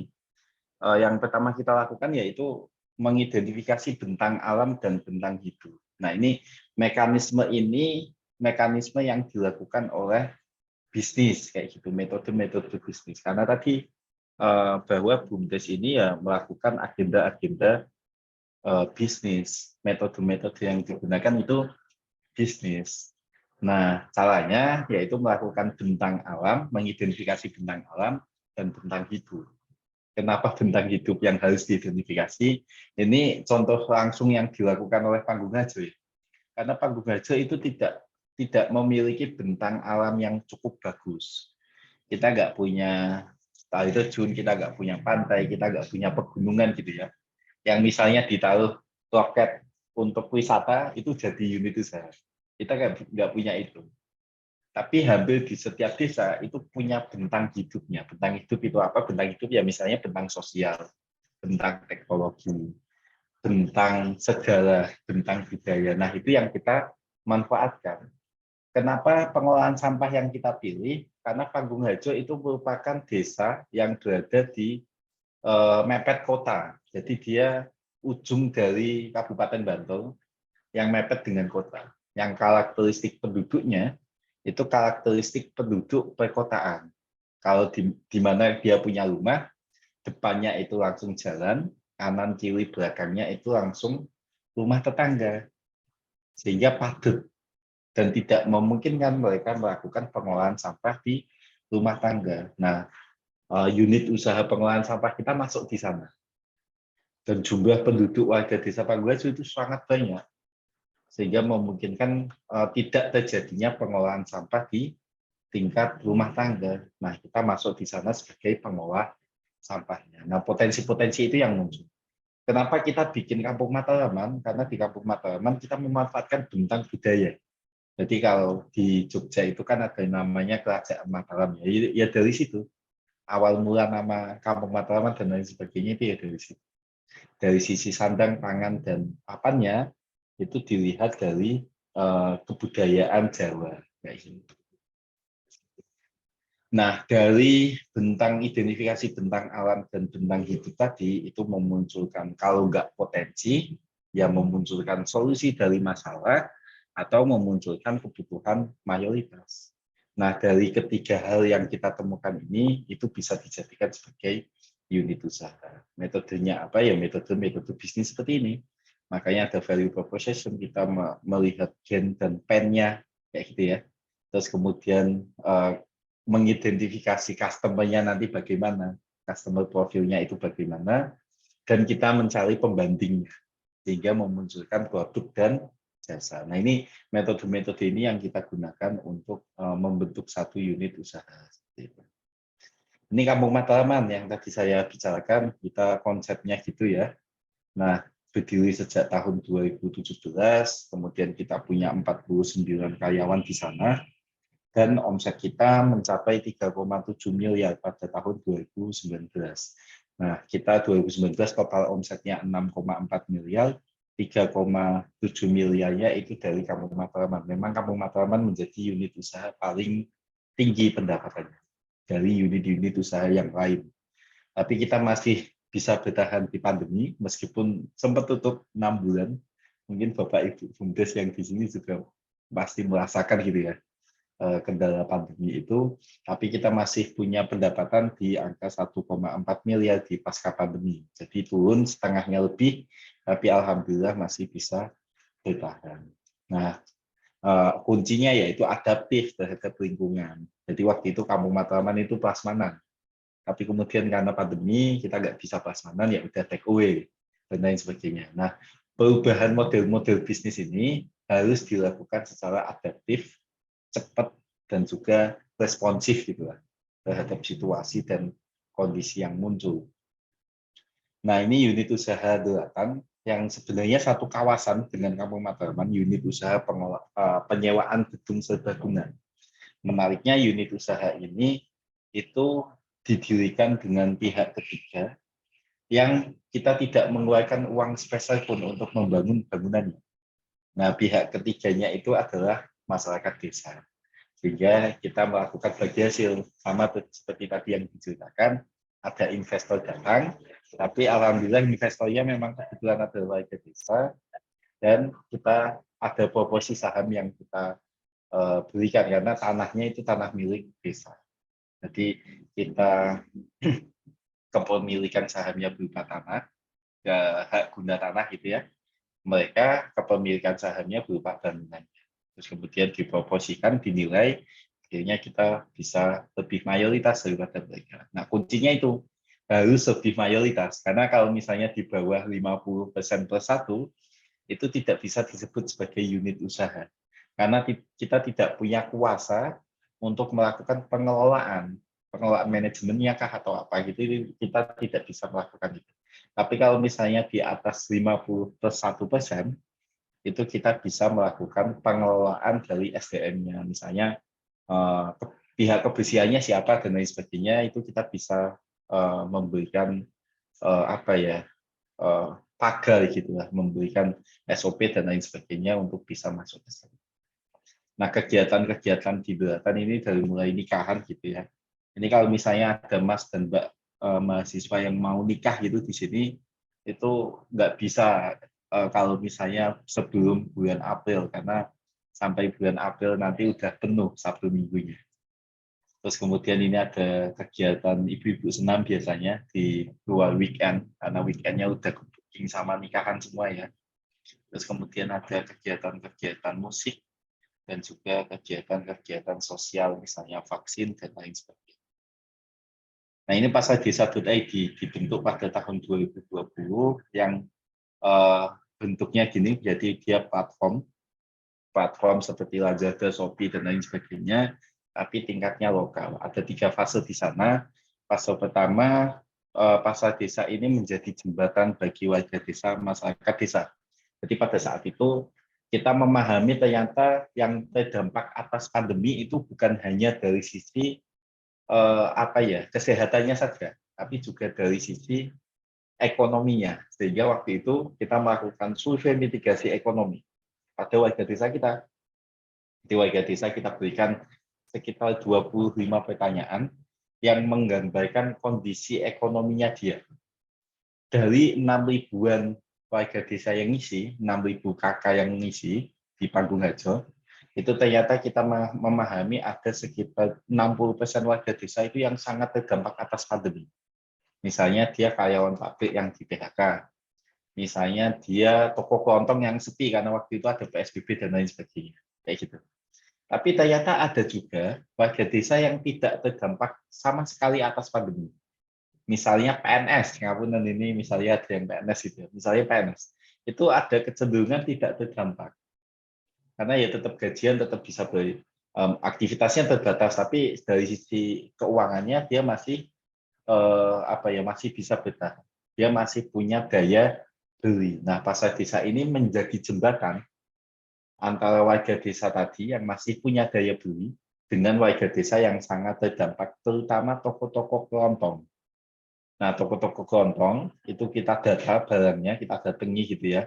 Kamu punya barang apa, harganya berapa, stoknya berapa. Terus kemudian kita masukkan ke dalam platform Pasar Desa ini, dan kita tawarkan kepada 20% warga desa. Kenapa kita bisa menawarkan itu? Karena kita sudah punya datanya. Siapa saja warga desa yang masih punya daya beli dan lain sebagainya, kita sudah punya datanya, sehingga kita tinggal nge-blast saja. Nge-blast WA, nge-blast sosmed, dan lain sebagainya.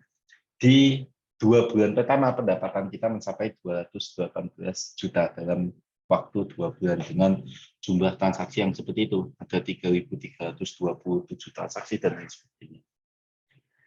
Nah, tapi model bisnis ini hanya bertahan sampai 2 bulan pertama. Di bulan ketiga sudah tidak terjadi model bisnis seperti ini lagi. Karena sudah beda suasananya.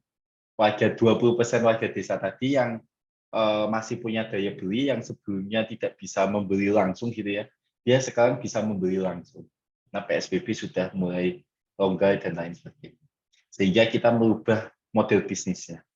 Pasar desa ini berubah model bisnisnya menjadi alat distribusi bantuan langsung tunai dana desa. Nah, ini nanti ceritanya panjang, cuma singkat saja bahwa kita diamanahi oleh desa sebagai distributor BLT dana desa, karena di Panggung Harjo BLT dana desanya itu tidak tunai, tapi non tunai. Jadi warga desa itu dikasih ATM yang isinya dana desa, yang isinya BLT tadi, BLT dana desa, tapi ATM itu hanya bisa diambil di pasar desa. Ya bisa diambil di ATM manapun bisa sebenarnya. Tapi kita menganjurkan mereka untuk mengambil itu, entah itu berupa uang maupun dibelanjakan berupa kebutuhan-kebutuhan pokok yang kita munculkan di pasar desa di aplikasi itu, di aplikasi pasar desa. Jadi ATM itu dibawa oleh dia untuk ke BUMDes gitu ya, ke pasar desanya BUMDes, kemudian dia belanja, bayarnya pakai ATM-nya BLT dana desa. Nah, ini sangat tergantung dengan kebijakan pemerintah desa. Jadi kalau di tahun 2023 ini, itu sudah berhenti BLT DD-nya yang dulu 40% dari dana desa, sekarang sudah cuma tinggal 10% saja. Nah, pendapatannya sedikit pasar desa. Karena itu kita menuju ke fase yang ketiga, kita menjadi wadah bagi produk-produk unggulan desa untuk dipasarkan ke seluruh Indonesia. Tapi ini langkahnya masih panjang, kita harus memperbaiki bug-bug di aplikasinya dan lain sebagainya. Jadi masih cukup panjang untuk ini. Nah, ini yang bantuan langsung tunai ya. Terus kemudian nanti ada video tapi di skip aja. Nah, yang ketiga ini juga ada yang keempat ya. Yang keempat ini ada juga unit usaha Tamanu Oil. Menariknya di sini ini jadi buah Tamanu, dia bentuknya semacam buku gitu ya, kecil-kecil bulat warna coklat. Itu kita ambil minyaknya, dan itu minyak ini adalah komoditas ekspor. Minyak ini digunakan untuk bahan baku kosmetika. Jadi adik-adik yang bawa skincare gitu ya, itu ya salah satu bahan bakunya ya minyak Tamanu Oil ini. Kita biasanya kirim di, ini komoditas ekspor, sehingga kita ngirim terakhir itu di Senegal dan di UK. Kayak gitu. Menariknya, Panggung Harjo itu tidak punya bahan bakunya. Sehingga kita ngambil bahan baku di Kebumen, di Madura, dan lain sebagainya. Yang kita punya apa? Yang kita punya adalah teknologinya. Nah, itu yang kita manfaatkan tadi. Kita nggak punya alamnya, tapi kita punya bentang teknologinya. Nah, itu yang kita manfaatkan. Nah, ini pengolahan sampah. Nah, ini Pak Wahyudi. Lalu yang belum pernah ketemu Pak Wahyudi ini pernah jadi penarik sampah itu ya di awal-awal menjabatnya. Pengolahan sampah ini, pengolahan lingkungan ini berdiri, merupakan unit usaha yang pertama kita, berdiri sejak tahun 2013 gitu ya, memanfaatkan benang sosial. Ya karena tadi kita punya warga desa yang banyak, tapi juga kepadatan penduduk yang tinggi, sehingga tidak memungkinkan warga desa untuk melakukan pengolahan sampah. Ini kenapa juga pengolahan sampah yang kita pilih, karena di Panggung Harjo sebenarnya, atau mungkin dimanapun, sampah itu punya komoditasnya sendiri. Dia dari 100% sampah itu biasanya 60%-nya adalah organik, sisa makanan atau tumbuhan, terus kemudian ada sekitar 17% yang merupakan losok. Losok itu ada logam, karet, kaca, kain, dan lain sebagainya yang bisa dimanfaatkan kembali. Ada kertas dan juga ada plastik. Nah, itu losok yang bisa kita manfaatkan. Residunya hanya sekitar 5% saja yang tidak bisa kita apa-apakan lagi. Kayak gitu. Nah, ini kita melakukan identifikasi terhadap warga desa kita yang mau memilah dan tidak mau memilah. Ternyata waktu itu di tahun 2019 kita mencatat ada sekitar 39,53% warga desa yang sudah mau memilah. Tapi juga ada sekitar 60 sekian persen itu yang tidak mau melakukan pemilahan di rumah tangga. Makanya kita paksa dengan melakukan retribusi tadi. Nah, ini bisnis model kita. Jadi kita ngambil sampah menggunakan kendaraan yang kita punya. Saat ini kita punya 9 kendaraan. Kita ngambil di 1.230 sekian rumah tangga gitu ya, 1.200 titik gitu setiap hari. Kita ambil, sampahnya kita bawa, kemudian dari sini kita membagi sampah itu menjadi 4 komoditas. Jadi kalau misalnya dari sini sudah berupa komoditas, dari rumah tangga sudah komoditas, itu masuknya di bank sampah. Itu ngambilnya langsung dari bank sampah. Nah, yang pertama kita gunakan sebagai organik ya. Jadi organik sama termoplas ini itu masuk ke dalam mesin cacah dan pilah. Nah, mesin cacah dan pilah ini menghasilkan 2 produk.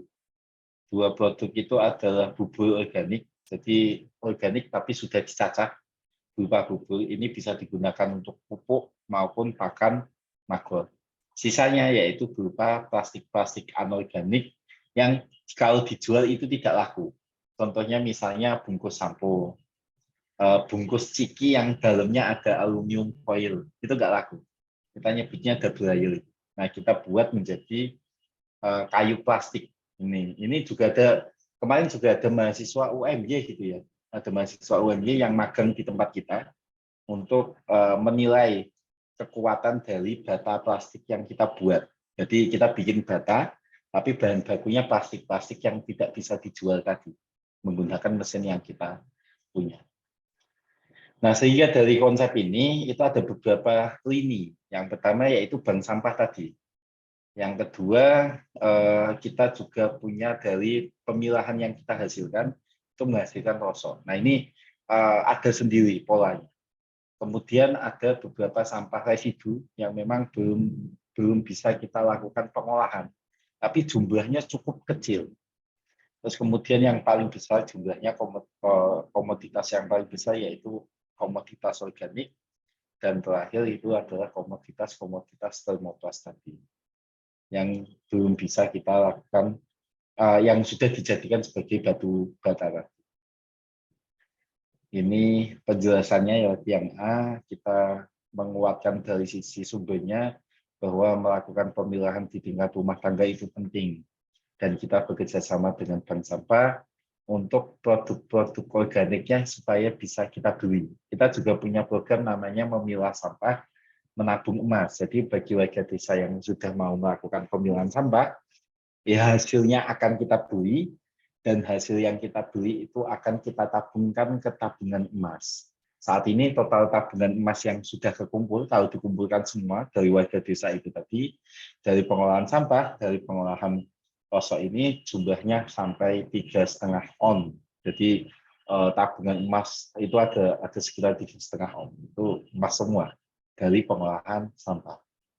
Yang kedua ini dari produk-produk tadi, produk-produk rosok yang sudah kita kumpulkan, jenisnya ada 4. Ada plastik, ada kaca, ada logam, ada kertas. Nanti dari masing-masing ini juga ada kategorinya. Plastik itu ada 31 jenis, ada PE, PET, HD, HDPP, dan lain sebagainya. Saya sendiri nggak hafal gitu karena saking banyaknya. Ada logam juga, ada kertas, ada kaca. Nah, ini masuk ke daur ulang. Nah, itu kita juga berencana untuk membuat satu pabrik daur ulang lah untuk bisa membuat plastik-plastik tadi menjadi biji plastik.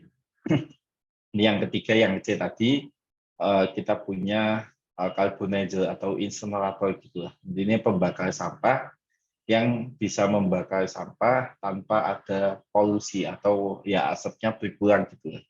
asapnya berkurang. Tidak seperti membakar sampah di ruangan terbuka gitu ya. Yang keempat, ini ada yang organik, bisa dijadikan di dua tempat, di dua hal. Yang satu yaitu pupuk organik, dan satunya yaitu pakai sebagai pakan magotnya. Terakhir, yang kelima, yang termoplas ini menjadi bata plastik tadi, atau sebenarnya bentuknya bisa macam-macam, bisa papan, bisa balok kayu, dan lain sebagainya, tergantung dengan cetakannya. Nah, ini mesinnya juga sebenarnya simple.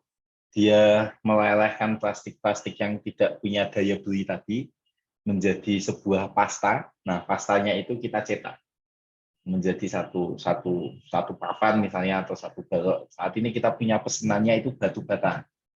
Bukan batu ya, bata plastik gitu ya. Karena bukan dari batu, tapi dari plastik. Mungkin itu yang bisa saya sampaikan. Ini terakhir, ada 5 infrastruktur yang perlu dipahami oleh Bapak, Ibu, atau teman-teman mahasiswa juga dalam menjalankan program KKN, bahwa kita harus berurutan dalam menjalankan atau melangkah gitu ya. Yang pertama yaitu infrastruktur politik. Kita harus membangun infrastruktur politiknya dulu. Aturan-aturannya, apa ya, dari sisi regulasinya dan lain sebagainya itu harus selesai dulu supaya di kemudian hari tidak akan ada apa ya, somasi gitulah istilahnya terhadap bisnis yang sudah berjalan. Yang kedua yang harus kita bangun yaitu infrastruktur sosialnya. Nah, infrastruktur sosialnya itu contoh simpelnya ya, apakah masyarakat desa itu menerima bisnis yang kita bangun gitu ya, bisnis yang BUMDes bangun. Kalau tidak menerima itu strateginya seperti apa? Nah, kalau di Panggung Harjo, pengolahan sampah itu sebenarnya bukan hal yang menarik bagi warga desa. Tapi kita menggunakan bank sampah, kita punya 68 bank sampah yang kita bangun dari pemerintah desa. Jadi pemerintah desa itu menggelontorkan dana sekitar 100 juta setiap tahunnya digunakan untuk pengembangan bank sampah tadi. Nah, ini digunakan untuk apa ya? Membangun infrastruktur sosialnya tadi supaya warga desa yang sudah melakukan pemilahan dia nggak bingung.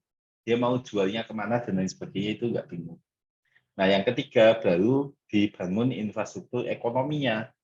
Nah, infrastruktur ekonomi ya kita menghitung, kita membuat perencanaan, kita menghitung dari mulai misalnya pendapatannya nanti dari mana, biayanya yang muncul apa saja, jumlahnya berapa. Kita hitung itu dulu, proyeksi laba rugi. Nah, misalnya hitungan kita rugi ya nggak usah dijalankan. Kalau misalnya hitungan kita untung, di titik berapa, di bulan keberapa, di tahun keberapa kita bisa untung. Nah, itu baru kita jalankan. Nanti kita cari modal dari mana, bisa hutang dari mana, dan lain sebagainya. Nah, setelah 3 infrastruktur awal ini dipenuhi, baru kita masuk ke infrastruktur teknologi. Karena teknologi itu sifatnya membantu aktivitas yang sudah ada, bukan membentuk aktivitas. Karena teknologi itu harusnya mengefisiensikan aktivitas yang sudah ada. Gitu ya, bukan menambah aktivitas. Dengan adanya mesin itu malah nambah aktivitas, itu kan nggak efisien. Padahal tujuannya ada teknologi itu supaya efisien. Atau jangan-jangan nggak pas. Contoh simpel contoh saya pernah KKN juga dulu. Saya KKN 2018. Saya kebetulan KKN UGM 2018 itu KKN di Sumatera Selatan. Di sana ada satu bangunan gede sekali, besar sekali, 30 meter kali 15 meter mungkin ya. Yang di dalamnya itu ada mesin penggilingan padi. Mesinnya gede, cuanggih. Tapi di sana tidak digunakan. Alasannya apa? Alasannya karena mereka tidak tahu cara menggunakannya. Karena warga desa di sana, jumlah padinya itu sangat sedikit. Sehingga kalau masuk ke mesin itu tidak efektif malahan. Karena biaya listriknya tinggi dan lain sebagainya. Dia punya batas minimal tertentu untuk bisa masuk ke sana. Nah, padi-padi yang ada di warga desa sana itu tidak pernah bisa mencukupi itu. Kenapa hal ini bisa terjadi? Ya karena mereka tidak menghitung dulu infrastruktur politiknya bagaimana, infrastruktur sosialnya bagaimana, infrastruktur ekonominya bagaimana. Dia tidak menghitung dulu, langsung menuju infrastruktur teknologi. Kita yakin kalau misalnya ada teknologinya, teknologi duluan gitu ya, itu 2-3 bulan bisa mangkrak. Bisa dihitung kok. Teknologi itu akan mangkrak di bulan keberapa, di tahun keberapa itu bisa dihitung. karena tidak dibangun tadi dulu. Infrastruktur politiknya nggak dibangun, infrastruktur sosialnya nggak dibangun, infrastruktur ekonominya nggak dihitung. Ujuk-ujuk langsung infrastruktur teknologi ya ambil.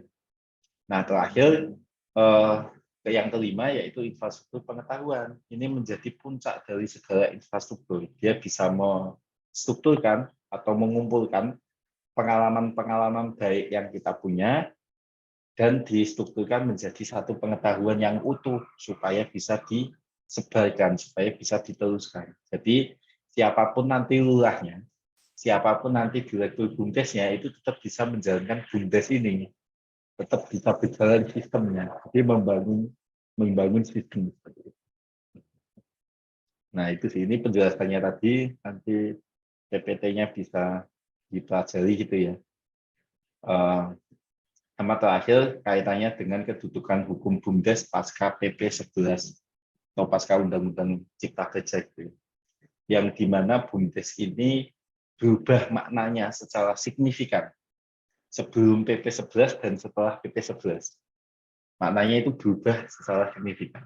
Yang awalnya BUMDes ini dimaknai sebagai badan usaha milik desa yang didirikan oleh pemerintah desa, yang sebagian besar maupun seluruhnya itu dimiliki oleh pemerintah desa. Berubah maknanya menjadi seperti ini. Badan usaha milik desa adalah badan hukum yang didirikan oleh desa, titik. Atau desa-desa bersama. Kalau misalnya badan usaha milik desa bersama, gitu ya. Guna mengelola usaha dan lain sebagainya itu sama. Tapi yang membedakan secara signifikan itu, kalau tadi domainnya ada di pemerintah desa, sekarang bukan lagi di pemerintah desa, tapi ada di warga desa. Oleh karenanya strukturnya itu berubah. Yang awalnya dia hanya punya pengawas, penasehat, dan juga pelaksana operasional, ini ditambah satu komponen lagi, yaitu musyawarah desa. Karena di dalam musyawarah desa, itu membahas 23 hal pokok dan strategis, dan dia menjadi puncak dari segala keputusan yang diambil oleh BUMDes. Dia menjalankan fungsi pengaturan. Pengurus tadi yang ada 3 tadi, pengawas, penasehat, dan juga pelaksana operasional, dia menjalankan fungsi pengurusan. Dan yang tingkat di bawahnya, pelaksana operasional dan juga kepala-kepala unit usaha tadi, dia menjalankan fungsi pelaksanaan. Oleh karenanya ada 2 kunci kesuksesan BUMDes. Yang pertama yaitu kualitas musyawarah desanya. Jadi kalau misalnya musyawarah desanya itu abal-abal gitu ya, bisa dipastikan BUMDesnya itu juga abal-abal. Kalau misalnya musyawarah desanya itu formalitas, ya bisa juga dikatakan bahwa BUMDesnya itu juga formalitas. Karena dia menjalankan 23 hal, dia membahas 23 hal pokok dan strategis. Dari mulai perencanaannya bagaimana, pelaksanaannya nanti bagaimana, pertanggungjawabannya bagaimana, bahkan untuk memilih dan menentukan direktur, pengawas, dan juga penasehat, itu juga ada di dalam MUSDes. Makanya kualitas MUSDes ini sangat berpengaruh pada kunci kesuksesan dari BUMDes itu. Yang kedua, yaitu kapasitas dari direktur BUMDesnya, atau bisa dikatakan pelaksana operasionalnya, karena dia yang menjalankan apa-apa yang sudah sudah dijalankan sudah direncanakan, sudah diatur di dalam MUSDes tadi. Karena kalau hanya diatur saja tidak dijalankan ya sama saja. Makanya yang di volume pengaturannya itu harus bagus, yang menjalankan apa-apa yang sudah diatur tadi, sudah direncanakan tadi, itu juga harus bagus. Seperti itu. Mungkin itu saja Mbak Agatha yang bisa saya sampaikan. Kurang lebihnya saya mohon maaf. Kita lanjutkan ke diskusi Maun. Monggo Mbak Agatha. Oke, baik. Terima kasih Bapak atas paparan yang telah disampaikan. Cukup menarik ya Bapak Ibu dan juga teman-teman sharing-sharing dari BUMDes Panggung Lestari ini. Nah, kita langsung saja ke sesi tanya jawab dan juga diskusi. Kepada Bapak Ibu dan juga teman-teman yang ingin bertanya, ini kami buka 2 pertanyaan dulu ya, karena mengingat sudah jam segini takutnya nanti terlalu ini. Baik, ada yang raise hand dari Bu Nurdiana, BUMDes Hargorejo. Silakan Bu Nurdiana bisa bertanya. Terima kasih.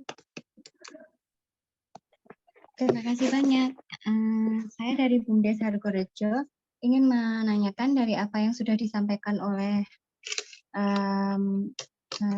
perwakilan dari Panggung Harjo dalam melakukan beberapa inovasi di dalam BUMDesnya itu kan tak lepas dari SDM yang mumpuni gitu.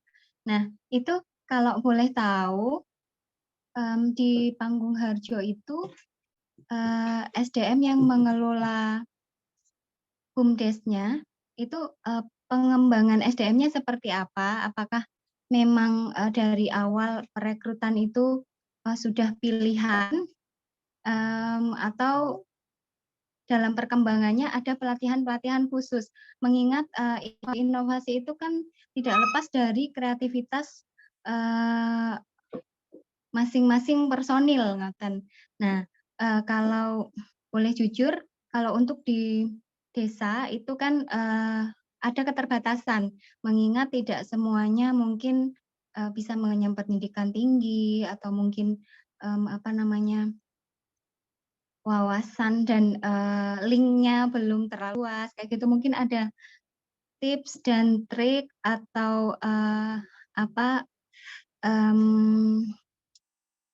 yang bisa di-sharingkan ke kami agar nanti ketika menjalankan suatu unit usaha itu bisa ada plan A, plan B seperti yang ada di Panggung Harjo seperti itu.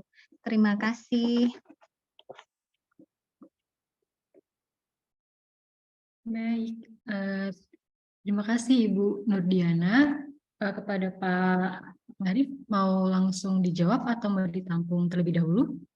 Ditampung dulu aja, Mbak. Nanti jawabnya Oke. sekalian dengan pertanyaan yang lain. Gitu. Oke, baik. Nah, ini sudah ada penanya yang kedua dari Desa Sukodono, Pacitan. Bapak? Mbak Agatha, Mbak apa Waalaikumsalam. Bu ini? Baik, Bapak. Silakan, Pak. Ya, makasih Mbak Agatha. Assalamualaikum warahmatullahi wabarakatuh.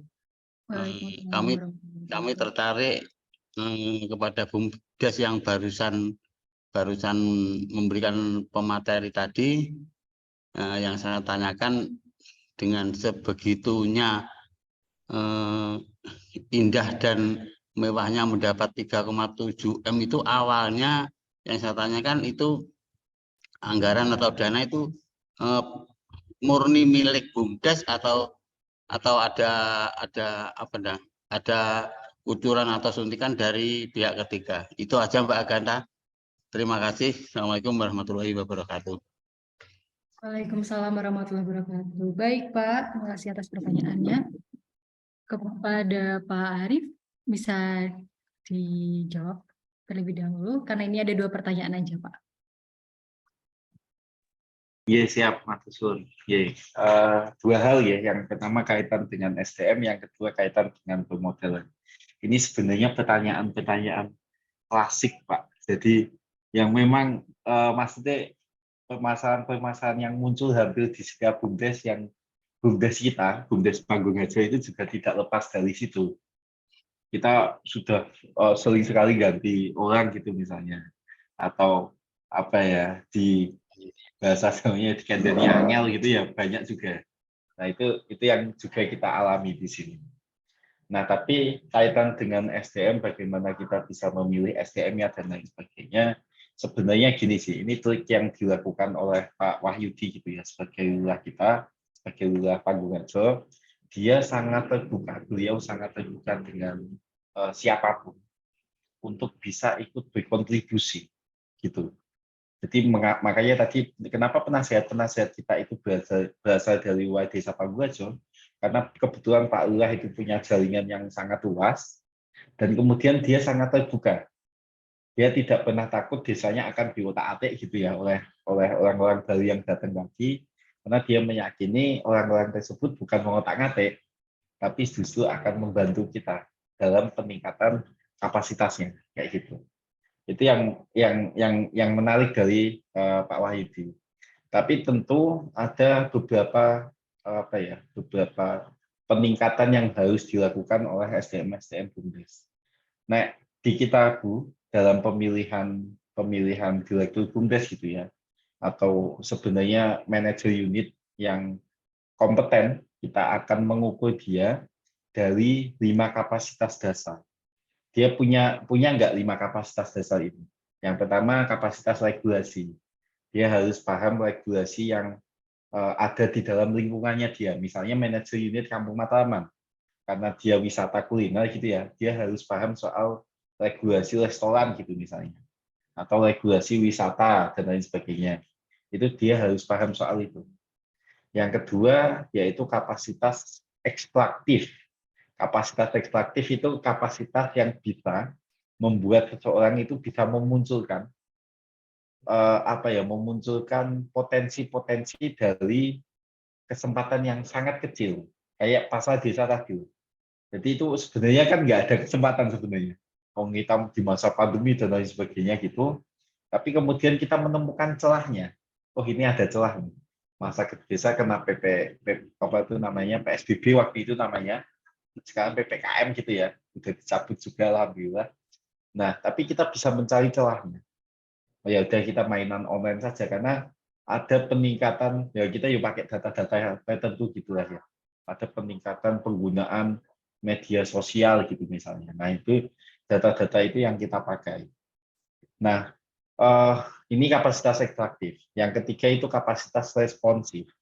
Dia harus cepat merespon terhadap situasi dan kondisi yang juga cepat berubah, apalagi di zaman sekarang ya.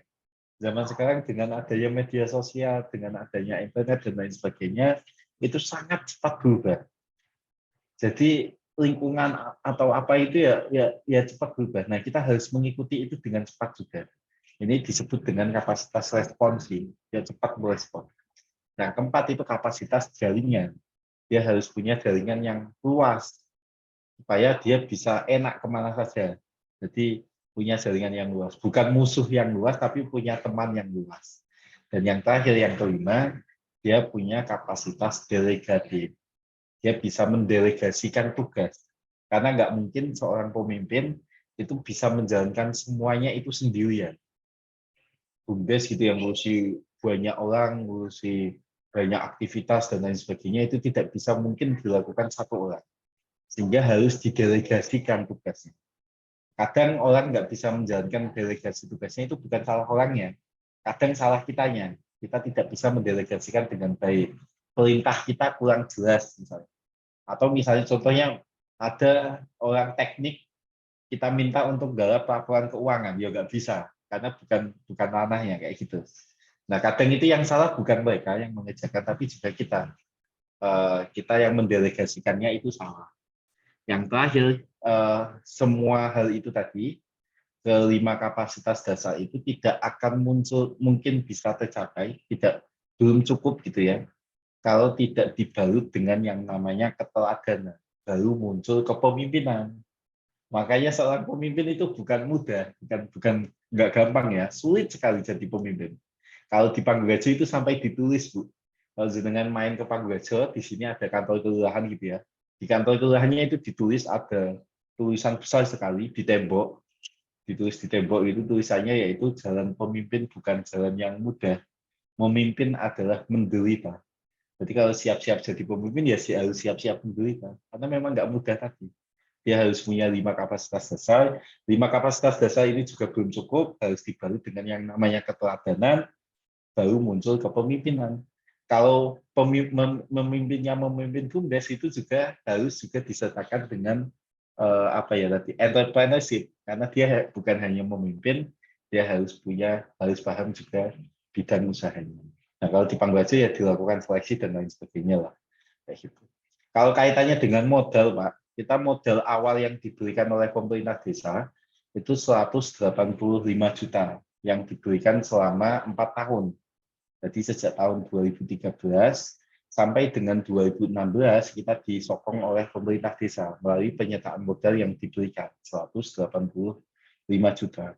Baru di tahun 2017 kita tidak menggunakan dana desa lagi, tapi memang kita bekerja sama dengan pihak ketiga. Ini simpanan, jadi kita minjem gitu. Ini pinjaman, jadi kita minjem ke pihak ketiga untuk membangun kampung Mataraman ini dan dicicil setiap ada pendapatan, kayak gitu modelnya. Kalau soal modal sebenarnya kalau kita sih menganggapnya itu nomor sekian gitu. Yang pertama yang perlu kita pahami dari membuat unit usaha ya tadi itu Pak, perencanaan bisnisnya bagaimana, nanti manajernya siapa, model bisnisnya apa, value-nya apa, sampai kita membuat satu, jadi kita ada satu alat yaitu BMC namanya, Business Model Canvas. Itu di sana ada 9 komponen, dari mulai value-nya apa, terus kemudian apa value-nya apa, customer-nya siapa, bagaimana cara menghubungi customer, bagaimana cara menjalin hubungan dengan customer gitu ya, menggunakan media apa, terus kemudian kita punya resource apa saja, kita punya sumber daya apa saja, kita punya partner siapa saja, proses bisnisnya apa saja, sampai ke biaya yang muncul itu apa saja dan pendapatan yang mungkin akan kita terima itu apa saja. Nah, dari 9 komponen itu didetailkan, direncanakan, ini di sini, strateginya di sini. Jadi modelnya memang model-model bisnis gitu lah. Yang diutarakan itu ya BMC itu tadi kita mengukur kinerjanya itu juga menggunakan namanya BSC, Balance Scorecard. Jadi mengukur kinerja bukan dari sisi keuangannya saja, tapi dari sisi non keuangannya. Mungkin nanti teman-teman mahasiswa bisa lebih detail di sana ya. Kayak gitu. Jadi cara-cara yang digunakan ya cara-cara bisnis, tapi tujuan yang kita lakukan yaitu tujuan sosial. Mindset-nya, mindset politik, karena tadi kita tidak bisa lepas dari pemerintah desa. Kita menjadi pandangan tangan pemerintah desa, kita menjadi wadahnya dari pemerintah desa. Kayak gitu. Mungkin itu Mbak Agatha yang bisa saya sampaikan. Oke, baik. Terima kasih, Pak. Bagaimana Bapak dan juga Ibu tadi yang bertanya sudah cukup?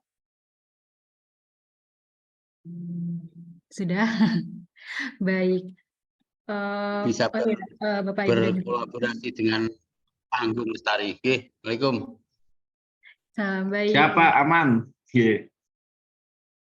Baik, Bapak, Ibu, dan juga teman-teman, mohon maaf sekali karena kebetulan di UMY akan ada maintenance jaringan internet, jadi mungkin akan dicukupkan saja untuk sesi diskusi dan tanya jawab.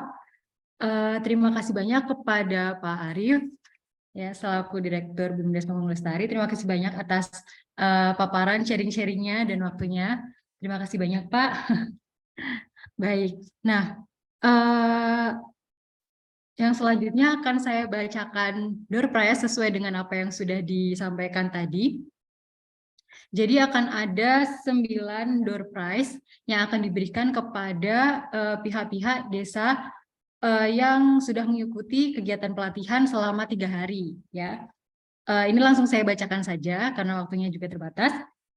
Selamat kepada yang pertama dari Kelurahan Sukodono, yang kedua Kelurahan Kalilunjar, 3 Kelurahan Bali Catur, yang keempat Kelurahan Hargorejo, yang kelima Kelurahan Darapayu, yang keenam Kelurahan Sri Gading, yang keenam Kelurahan Donorejo, yang ketujuh Kelurahan Margokaton, dan juga yang terakhir ada Kelurahan Dharmayasa.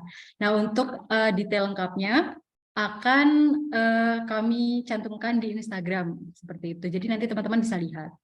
Baik, dan yang terakhir saya juga mau mengingatkan kepada teman-teman mahasiswa KKN untuk membuat video terkait dengan BUMDes, bisa terkait dengan produknya, kegiatannya, atau misalkan di tempat yang di lokasi yang tidak ada BUMDesnya, itu juga bisa membuat video tentang UMKM di sana, misal produknya, apa aja sih yang ada di sana, mulai dari pembuatan, pengemasan, dan lain sebagainya, seperti itu.